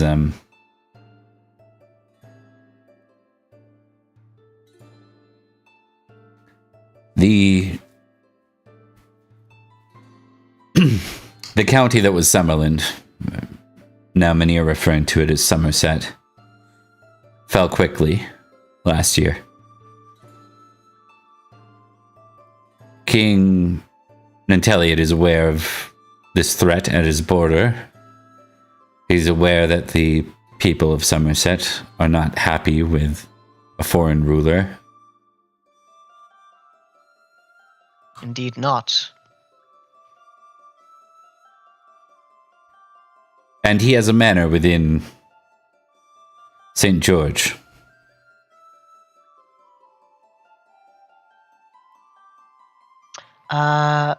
St. George. Where is St. George? I don't think you would know, because it's Summerlin. You've never been there. If you you almost never go to Summerlin, so there'd be no reason for you to know. I think in that case, you do know who St. George is, though. I do know who St. George is. Mm-hmm. I don't think that's relevant. No. But yeah, even during the war in Summerland, Edrich was a squire elsewhere. But Edrich will say St. George. Yes. Sir Brassius was in command of its defenses. I see. A stalwart fighter. Yes, indeed. And I think Edrich will look out of the corner of his eye to the Lady Violet, Sir Brassius's wife, and say, is there word of his survival? There's a rumor that St. George fell. There's been no confirmation of such. It is difficult time for those within Somerset now. They took enough convincing during Uther's time to accept even that... what was the king's name? Forgive me! That King Cadwy, King Cadwy was subordinate to another. But now, I expect they will have their hands full either putting down revolt or licking their wounds. But Cornwall is a large kingdom, and they can always bring reinforcements. They served with the support of a mercenary faction of their own. The Praetor Siagrius. I will share with you this. I'll share with you this information, as I know you were once a knight of the sword. The Winter Prince, as they call him, was in St. George. we can only hope that he has escaped and found safe passage elsewhere. Aye, we can only hope. We would expect to hear a boast, if otherwise. And with that, I'll just give Thomas 10 seconds. Sorry okay, about just that. yeah, no, I just wanted to make sure. I had to open the door, or Zoe was going to climb in through my window. Yeah, that's fine. But yes, quite so. If they had finished him off, well, we'd have heard about it by now, or they'd be using him as a hostage or leverage. I suspect he has either successfully escaped, or died in a mass grave. For the hope of the nation, I hope it is the former. Indeed.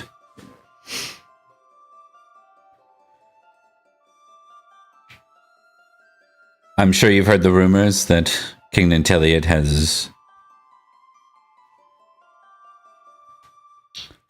summoned the Supreme Collegium. I have. It is a bold move, particularly because of the lack of effectiveness of the Supreme Collegium in the past decade. So I hear. Let us hope that what is to come and what we fought side by side last year, sword to sword, those times against the Saxons reminded me more of the stories of Aurelius's march than they did anything Uther did in his lifetime. Indeed. For Logris and Nanteleod in Escavalon to join together, it was a united purpose, one that I think a lot of people have forgotten in this time of anarchy. Let us hope that we can have more of that.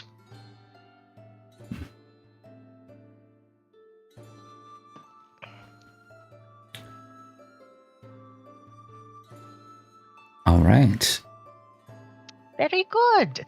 But yes, I like that. It wasn't quite what Edrich was expecting to learn, but hearing, hey, Winter Prince was fully there and maybe escaped is good for his prophecy brain. That's fair, that's fair. We will go to Sir Florence next for the round. Florence, how's it coming? What do you know? Ideal wife. Indeed. Wait. Yeah, you didn't. Yeah. Okay.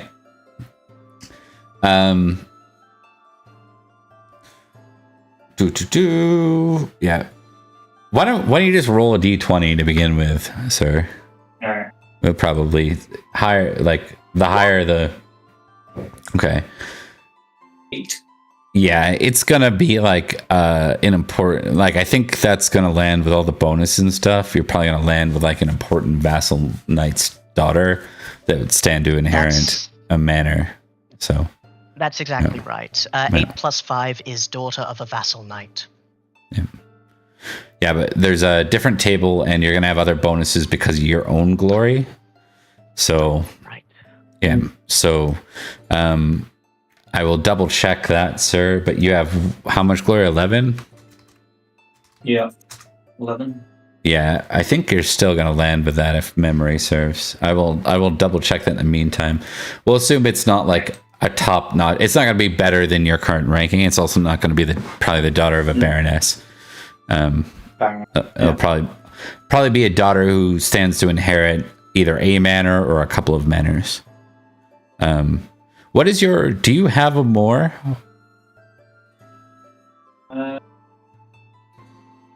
Florence does not have no more.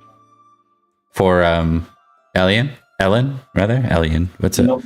Wrong Never game. got one. Yeah. Okay. I can have one, but I didn't have one. Was it all scheming? I don't think entirely. It does care for it, but it's hard to know if it is in a more or not. Should I just make a lustful roll to see? I think lustful's too easy in this case. I think we need an honest test first. And then if so, then yes. Honest. Because I think Florence has gotten used to not even being honest with himself. That is true. Make a test on deceitful. We can kind of confirm that. All right. Oh yeah. Okay. I'm gonna give you a test on. I'm not even gonna say lustful. I'm gonna say chaste versus proud. Whichever one rolls higher, and these ones will actually roll both. Whichever one rolls higher as a success, is your reasoning, though you're not aware of it. Chase. And probably gonna be chased. Yeah. Okay. All right. Why don't you tick chaste? Because you haven't actually tried to action anything with her, and you are eligible, and technically she is too, even though there's things in the way. Yeah. I think you're like a bit lost about that. It's like you feel like you have some soul searching to do, but I want you to roll a d6 for me. Okay. Okay. One. Okay. You're not going to be able to call on it yet, but lady, you can put a more Ellen at 13. I think the barrier you have to call on that as a passion is for you to recognize that it's actually it's more than just it's more than just a scheme. Until then, it's literally just a scheme. So yeah, makes sense.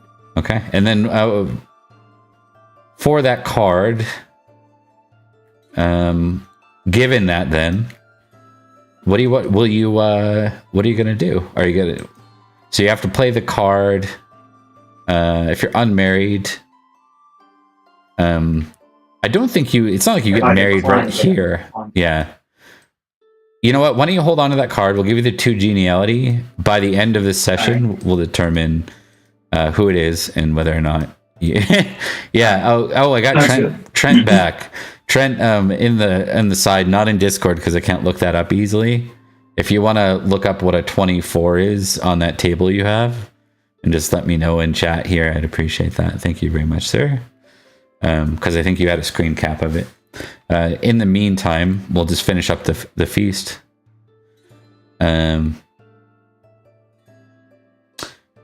So we'll go to Virgil for round 3. I love Virgil. My dog is complaining about me. Let's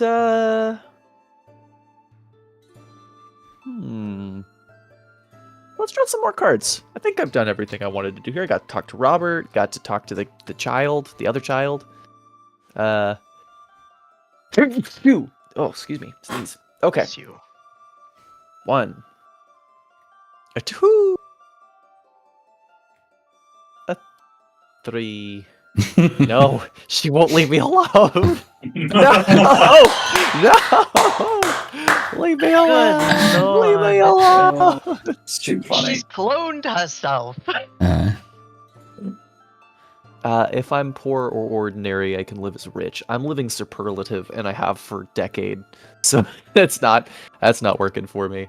A man for all seasons. Whenever you roll critical success, place a knowledge counter on this card when you depart the feast. Shit. Fuck. No. Do you want to flip a coin between those two? Yeah, I Serving think girl I'm gonna have flirts or to. serving girl flirt? Yeah, I think I'm gonna have to flip a coin between serving girl flirts and serving girl flirts. Let's see here.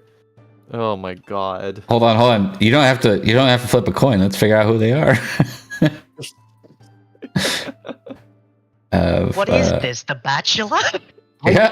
I don't. Oh, know sorry. happened. I didn't need to do that. I mean, it could technically, but You know, Virgil gets made a baron, and in the same feast, suddenly he's desirable for affairs. Who knows? I meant homeland region, Midlands. All right, so Lady Lanewin, Lady Ewin.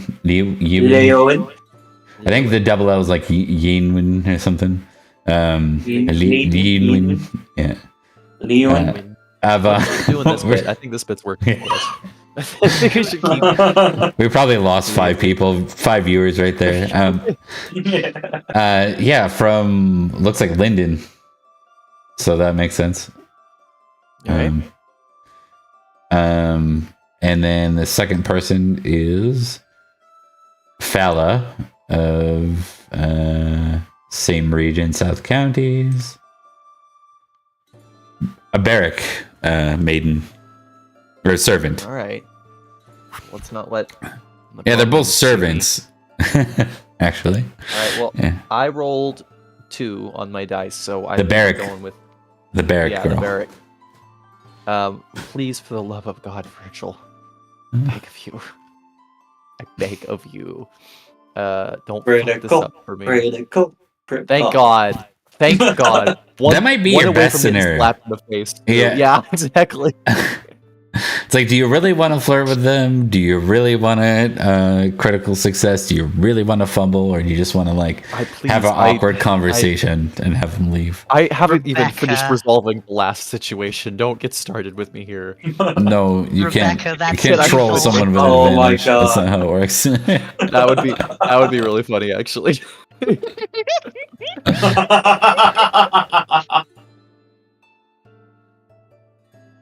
Oh man. Ooh. Okay. Are you doing Oh. it? I don't know. Are they giving it to me? If it's I given think they're to me, just asking. I will take it, but I don't want it. It's not something I'm asking for. I'd say no. I don't think the goal of those is to troll. Alright. Yeah. Bob's looking at the plot line. He's like, I already have to fucking flirt with Liam so often. I don't want to do it anymore. So I don't want to deal with it. No, I actually don't mind the plot. It's interesting. It's just kind of yeah. Yeah. You know what? What Wait, the hell? they did this I'm not story gonna say. before. I'm not gonna say no to it though. Alright.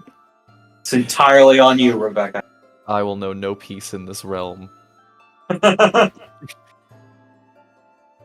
Oh, also, Do what Bob. I do. Have one maiden and no children. Also, Bob, Trent got back to us. Yeah, I'm just reading through that.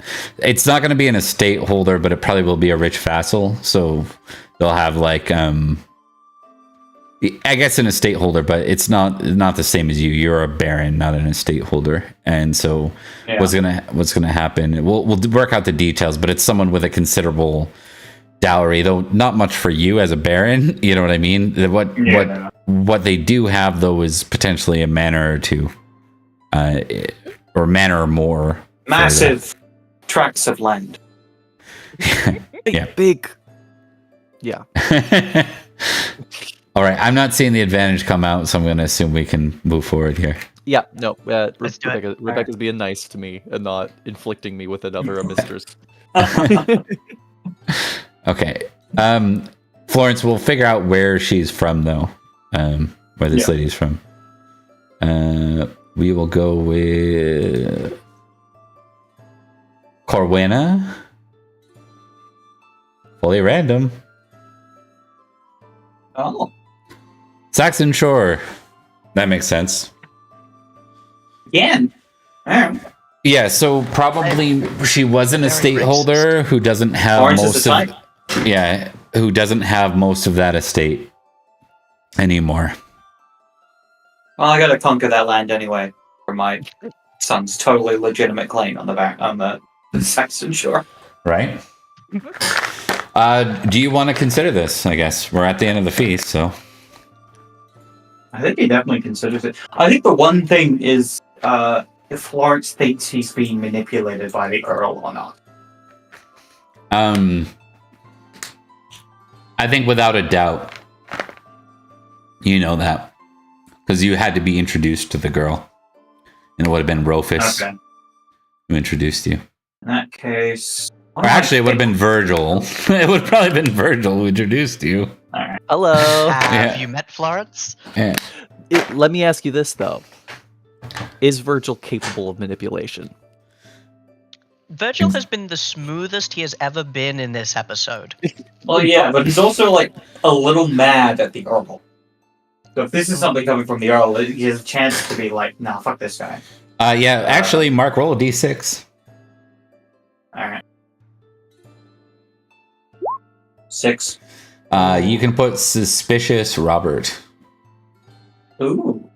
6. So That's 6. That's a pretty big modifier. Yeah.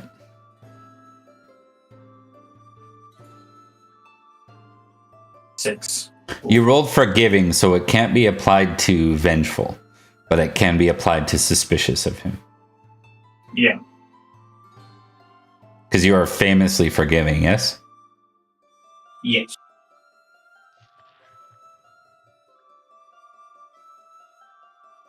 I think in this case it's going to be modest versus proud, because it would be a pride thing to him for him to be like, no, fuck this guy. That's fair. He thinks I can't get my own ladies. Me, Horrence. We'll start with proud, because that's the lowest. No. Okay, So it's probably going to be... Yeah, critical. very nice. 8 sets. Modest 18. Oh yeah, that's right. Mm-hmm. Hot damn. By the way, I decided that only happens, you only get the automatic on a natty crit. Like, you won't get it if you... Yep. Because I think otherwise it's too strong to impassion so easy, and you get the +5, and then it's more likely to crit. So I think for getting a trait up, it needs to be a natty crit. So automatically, otherwise it. Yeah. Oh wait, there is one thing. Because Florence got a cataclysm for the winter, which means he has to re-roll a critical. The first critical he makes. Oh no! He has to roll. That I sucks. will remove your glory. So it will be a re-roll of modest. It would have be also another been a critical. It It would would be two criticals. I will put back your glory. I will put back your glory. How did you get an 18 threshold that time? Oh, that Because was he because I increased moved it it up by one. one because you said to. Critical. Yeah. Wait, what? You Because I said to moved move it up it by up one because he got a because that's critical there. But he didn't move it back. for Yeah, that no. one If you're specifically. if you're re-rolling a crit, it would have stayed 17. So it's a crit again. You just rolled like Yep. that's like when you roll advantage and you roll crit twice or whatever, or a Yeah. disadvantage. Yeah. Sorry, you roll disadvantage. Disadvantages and you roll 2 crits. Yeah. So you just shit gold, as you always do with Florence for whatever reason. Florence is never funded. You know Yeah, what? Stays winning. I was going back through our first play of Favored Sons when you're playing Edward. You had the shittiest rolls the whole game that game. Yeah. Like consistently. There were a Edward couple just got times where shit on Dalen had worse constantly. than you, but it was only like twice. It was like life or death for Dalen. But anytime it wasn't life or death, everyone else rolled well, and you rolled like crap the whole way through. So congratulations on having a character who's not. Okay, so yeah, that is the end of the feast. Gang. Very nice. Good Let me feast, tally good up feast. the genealogy for glory purposes. Did you count that up, or did you want to right now? I counted it up. I'm just adding it to the glory tracker. Perfect. Okay, just wanted to make sure if you need anything from me. We will move next into a gathering of the small council, but before we do that real quick, I have a quick scene with Florence as Lady Queen Elabelle comes to talk to you. Is this during or after the feast? This is after. This is like in the between. Everyone's departing. This is like probably a day or two after the feast has. So this isn't immediately after the feast. There's nothing urgent for once to discuss, right? There's no immediate threat to Salisbury's borders. Yeah. So this will be when most of the guests are leaving. You see, rather than her leaving and packing up, she seems to be setting up a bit more long term here. Interesting. At this point, has Florence recognized her? Or is she still like, I don't know who this lady is? Yeah. Okay. now that you're like close and because you didn't notice the heraldry, which means you didn't bother to look or whatever, you can do a recognize roll, a plus half her husband's fame, so 5, and then recognize plus 5. Alright. There you go. Damn, critical. Okay, so just tick that. Yes, absolutely. You've met her several times in Idris's courts. Mm. Her and Tristram, her 5-year-old son. Last time you saw Tristram though was probably like 2 or 3 years ago. So he's like, he's getting up there now. He's like, if this were modern, he'd be going to kindergarten. But in a couple of years, he'll be joining the page program. Yeah. Exactly. In a couple of years, you'll be learning how to fight like a man. Yeah. But yes, Florence would approach and go, Your Majesty, I must say it is a surprise to have you here. I had not been informed of your arrival. Yes, you must understand that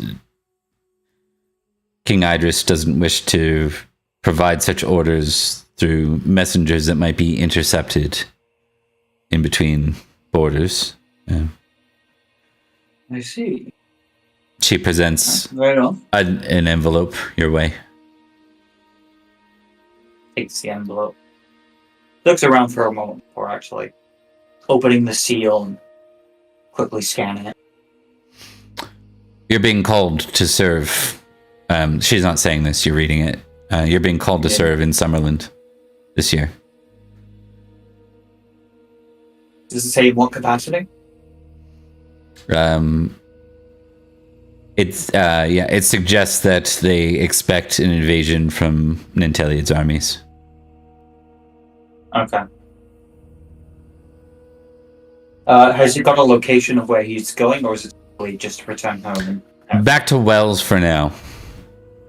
Okay. Yeah.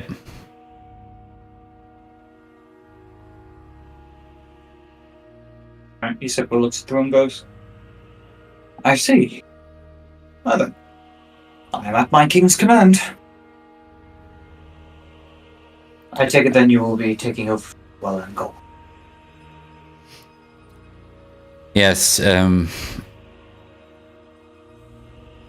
believe that King Idris wanted all fighting men, all his best knights present, including my lord husband. You will look out for him, I presume, on the battlefield? Of course. I hold nothing but the highest of respects for Meliodas, and I will ensure to look out for his safety. As not only a battle companion, but as a friend. He thinks much the same for you. I'm glad to hear that. He is an honorable man. Well then, I suppose I shall prepare for my march. Is there anything you wish me to relay on your behalf to represent your barony while I'm here? It's the least I can do. If you find time to speak to Lady Elaine, simply apologize on my behalf. Okay. Lady Ellen, right? Out of character? Just making sure. Sorry, yeah, Lady Ellen. Okay. God damn it. Yeah, I know. There is an Elaine, and then there's also a Sir Elaine, and then okay. So the question is, the small council's gathering. I think it makes sense that with Sir Florence being recalled, that this might be Iago sending your. I was about to say, I think Florence literally pulls Iago as he's like about to like leave. He's like, Yeah. I need you to do something for me. Yeah. Okay, sounds good. We'll assume you're here as Iago then. I'm gonna quickly cut you over for this next little scene. I think this can be like our last one for the night. We'll see. Maybe a couple of sides. If any of the other gens have anything critical. Indeed. All right, that should be overridden. It wasn't. Oh, that was for Rhodri. Dang it, I did the wrong one. Hold on. Go back. How is London? All right. Find out on Monday. Find out tomorrow. Find out tomorrow. Okay. Damn it, Boy, I'm do still I in have the a story to forest tell with the painted masks. All right, just gotta quickly go to change the name here, and then we're good. All right. Okay, I think we're good. Sorry about that. So the small council is the Seneschal Rofus, right? Lady Ellen, or was the Seneschal? Did you guys block the Seneschal? Was it? So it's Ellen Robert for sure, Erwin for sure, Iago Proxy of Florence, Virgil Edrich, I think it was Sabon. Bar, right? You blocked the Bar. Seneschal from being part of it, didn't you? We didn't technically block him from being part of the council. We blocked him from weaving in a clause where it would say, so everyone in this room will get lands, right? Instead of the people at the table. So we'll assume he's here too. It's probably his job. You know what? He, rather than being part of the voting decision, he's probably the one that records the decisions as a Seneschal, right? Definitely. Because that was the one thing we blocked because we were like, you're not part of this, man. What the fuck are you again? We don't need to bribe you. Earl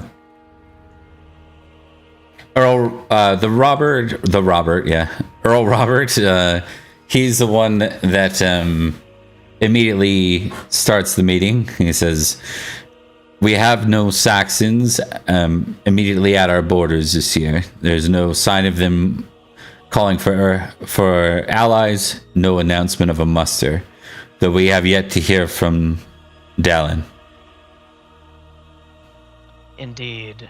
Bummer. It's weird. I do fear the worst, I admit. I recommended a quick retreat, but I received no return letter. The last we heard of Sir Dallin was him sending Dame Ironwy, I believe it was. Yes. The one with the funny scar on her face. Yeah, similar to mine. Hey. He says the appearance 7, like a scar that makes him look more dignified versus the appearance 5 one. Right. I can only hope that he is well. No offense, Sir Edrich, he says after the fact. Completely understandable. But we can also assume that they are a hostage. I've heard no word from, and he nods his head towards Sir Virgil, the House of Idmiston. The House of Durnford, he says properly. The House of Durnford for any kind of ransom demand. Have you? Nothing.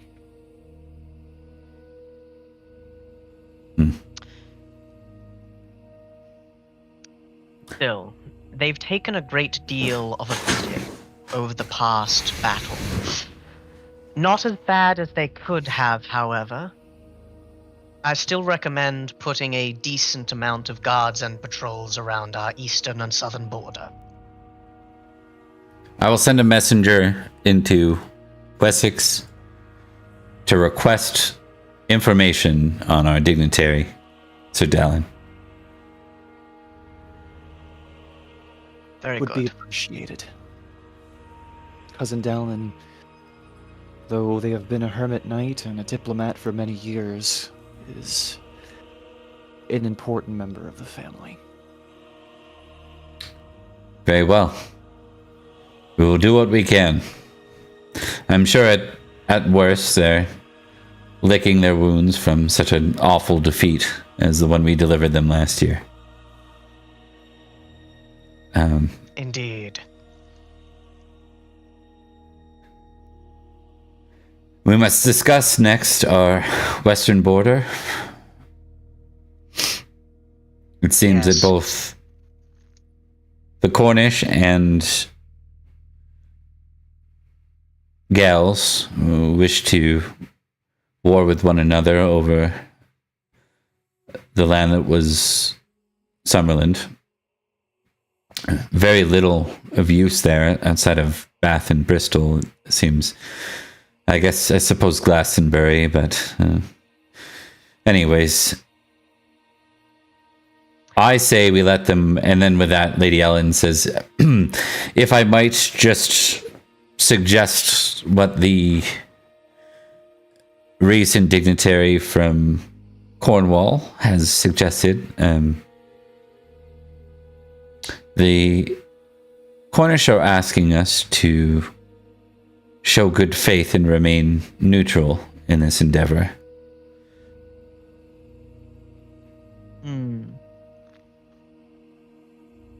They say that in turn they will treat us as allies ongoing, despite our alliance with Gales. This would indicate that the thing they fear the most from us is allowing Escavalon's forces through our own borders to attack them from directions they do not expect. Erwin seems to agree with that. He says, it sounds about right, Sir Edrich. Which means they will be intending to hold their border and place bastions there. Summerland, and he turns to the Earl, does have some things of value, namely in terms of resources. Silver mines, rich forests. But it is in itself a convenient staging ground for a battle between the two kings. Also, isn't it like cursed land? Well, I hear nothing good happens. Somerset, whatever they call it. Sir Bar grumbles, quite so. I will say this. Between the two, Cornwall and Escavalon, I am inclined to trust Escavalon slightly more, given that I have met Prince Mark and do not like him. And I say what you will about the people of Gales, they are still of Britain. Cornish aren't even on this island. However, we cannot contend with either such forces directly. What would Cornwall treating us as an ally look like, precisely? Simply non-aggression, or... he trails off looking to Lady Ellen. Robert exchanges a look at her that's almost the borderline glare. He has his own suspicions about that. But Rufus will speak up and says, well, quite simply, what it means is that they would likely come to our defense in times of need should Wessex assault us once more. In the history of Cornwall, even under Duke Gorlow, that has never happened.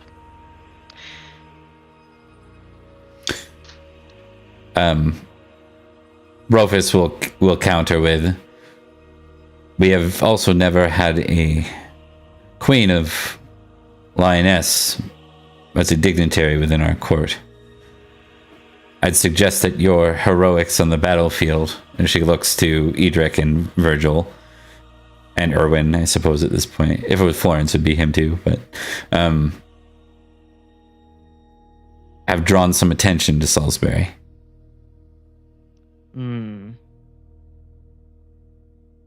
Yes. Lyonesse is a petty kingdom, but still an important one, and Meliodas carries a lot of weight. It is a war between, let's say, giants, and we, unfortunately, aren't in the best position to be fighting them, particularly with Wessex, though they are licking their wounds on the border. But I've said, between the two, I know which one I would rather see victorious.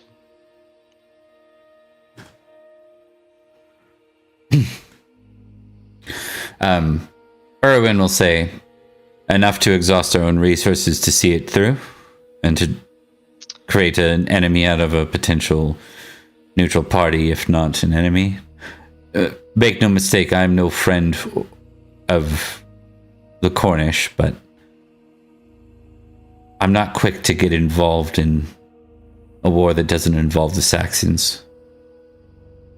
Quite so. It would be a great risk, and what we stand to gain is merely the elimination of a potential future threat, a prophylactic measure. I do not think it would be wise to intervene directly, especially now that Somerset itself has been completely conquered. But at the same time, doing nothing, it is likely the wisest choice. But there will be ways we could assist one way or the other, so long as they are quiet and kept from the dignitaries of every stripe. Rolfus kind of raises his hand a bit as if to speak next, and Robert looks at his uncle and nods and says, Rolfus? And Rolfus says, our coin, our purses, our treasury is rather barren of late. If we are to war this year, we will need to borrow.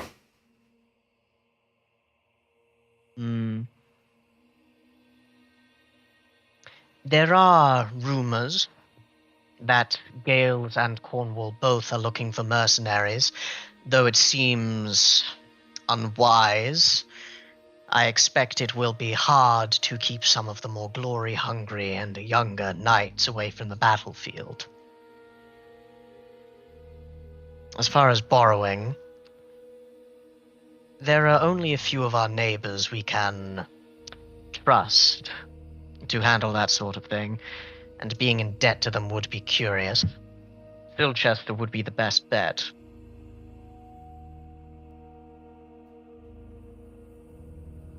Bar shrugs and says, we could always sack that castle.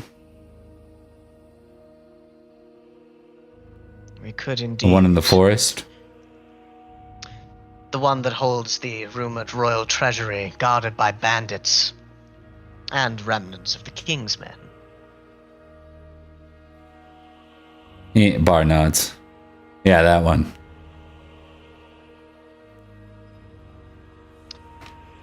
In his head, he's like, oh, but what if the king needs it and he's upset at us later? Edrich will say, it is a possibility, and should we be in any great strain, then it shall be something we look to. But I expect this next year shall be one of carefully watching our borders, licking our own wounds, and ensuring that the harvest and our efforts are as fruitful as they can be. I have no great urge to fight Cornwall, especially not because we'll lose if we fight directly.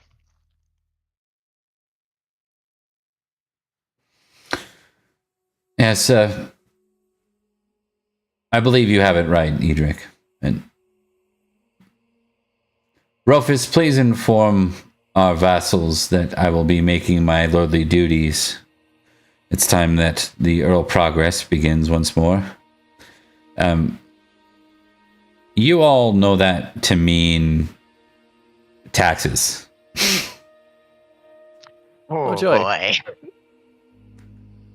Which was commonplace during the Rhodri thing. War it. And War Uther. ain't cheap. Yeah. War ain't cheap. I'm all for war. And cheap indeed. It's done interestingly. They actually rove around the county, stopping at places and staying for a night you put them up for hospitality, and they basically then you give them a coin purse. It's like a lordly audit. They assess how well you're doing. Yeah. They might arbitrarily decide to take more or less depending on their feeling about you. It's all that lovely stuff, but depending on how just or arbitrary they are. So oh no, Robert's very off. Yeah. All right.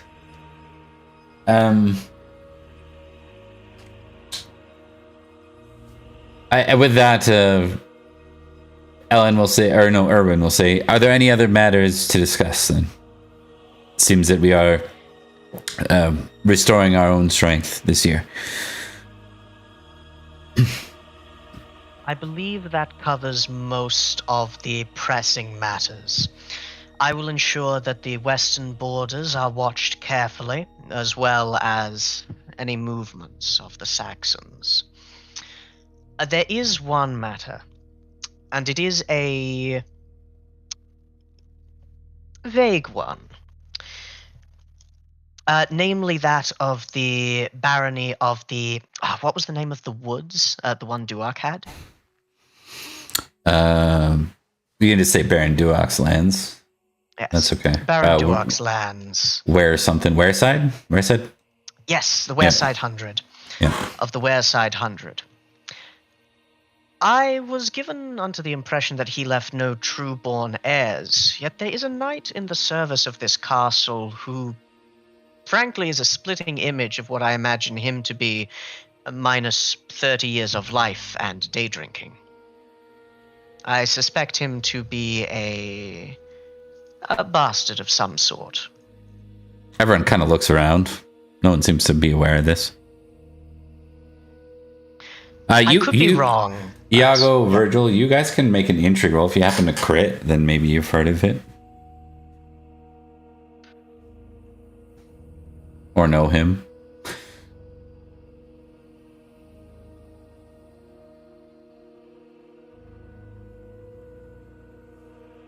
All right.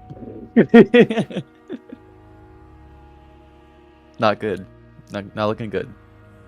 Did you roll too? I didn't see your roll. Oh, no, I didn't. I missed the part where that was my problem. Is it with a minus or is it just normal? Just flat. Just normal. But crit's the only thing that really matters. You've probably heard that there's what you've heard is that the Baron Duak was known to be a bit of a romantic. Is that so? Yeah. While it might be a long shot, those lands still do need to be held and taken back, even though we no longer share a border with Summerland and now shared with a larger, more militarily complicated peoples. That may mean that the creatures that took our holdings from us might be pushed back, with greater ease, no less.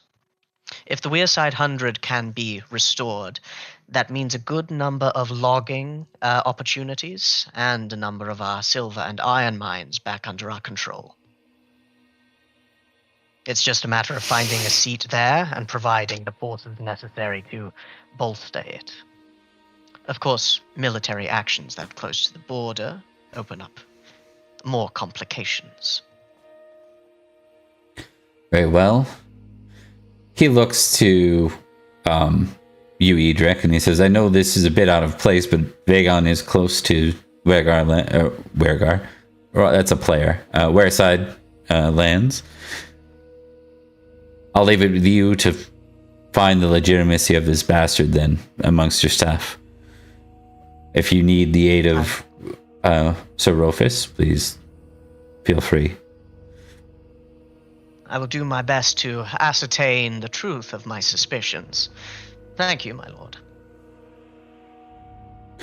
What you're getting from Robert, too, is like as much as he's sounding like he tries to deepen his voice and act this way, but it's still very much like an act coming out of the boy. You know what I mean? Like, oh, yeah. full on. Like Yeah. he's 14.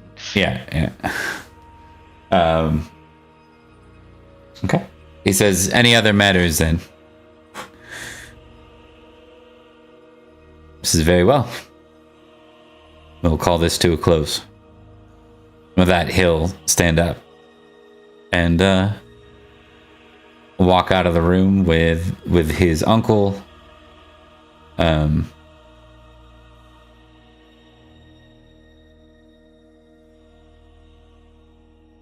Ellen will look to Iago and say, where is your brother?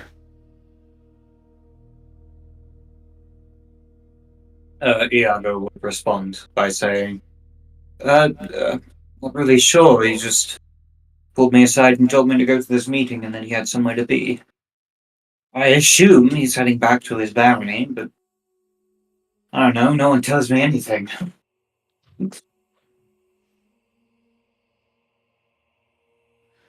All right. And then with that, I think, guys, we can bring our episode to a close.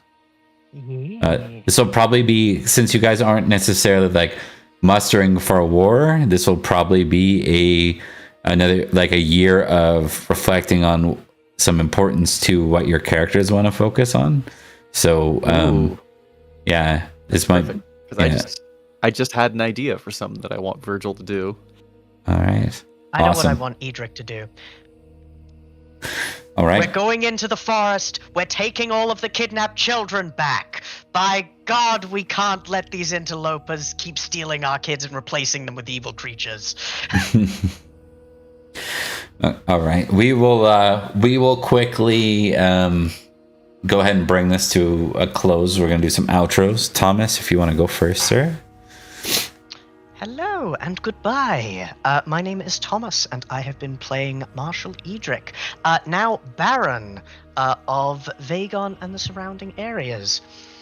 It has been a delight playing. It's good to be back. I've been too long without seeing your glorious faces, and a lovely, lovely audience. So thank you very much for tuning in. Awesome. Mark. Oh, I'm sorry, I didn't see you there. I was just checking out our handy-dandy Discord.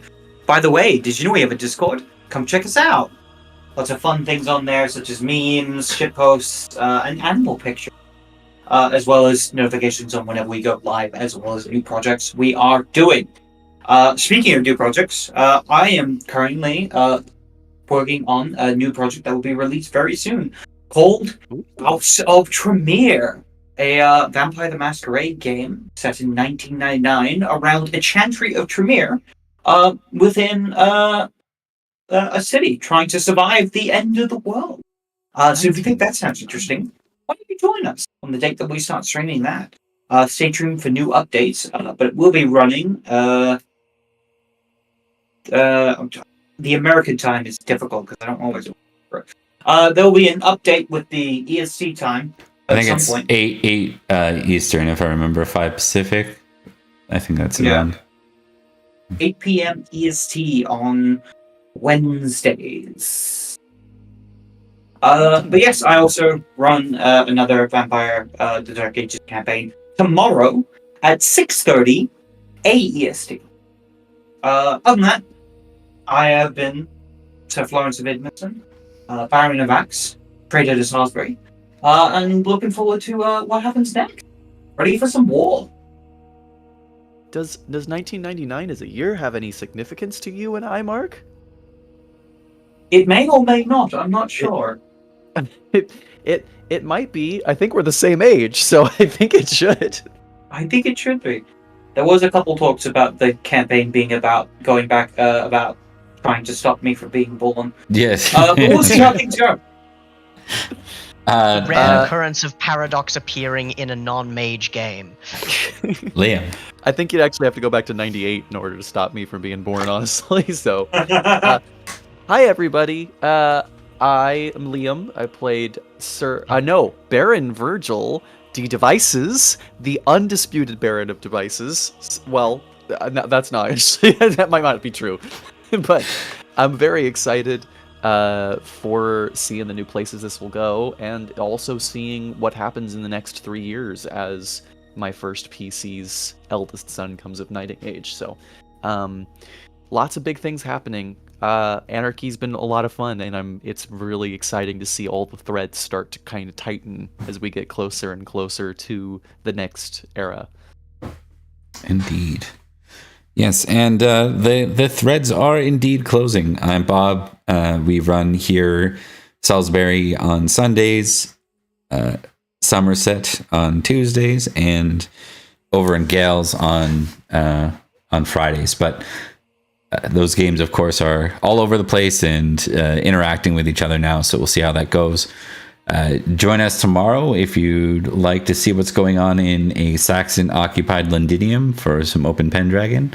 Also get to run Open Pendragon this Thursday as more of a drop-in game. First time seeing Sir Tiberius back, Jeremy, who's been waiting to play for a long time. So we're going to be able to close some of our old plot over in Heartland, Huntland area and start to bring some of that to a head.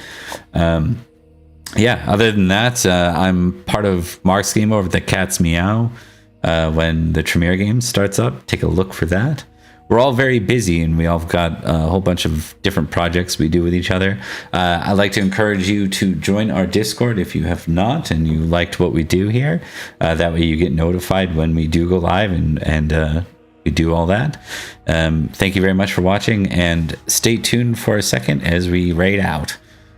Because there are a lot of people here, and we might as well share the love this time. Yeah. So, all right. Let's see what's. Oh, we're gonna go back to Journey to the Scarlet, the Maxwell Flightway. There were the people with the crazy like tabletop simulator setup. I quite liked them. Right, and I'd encourage everyone, there's a free emoji Saxon Raider. Feel free to use it as we raid out here. And let them know you came from here. Till we talk next time. Have a good one. Farewell. Bye.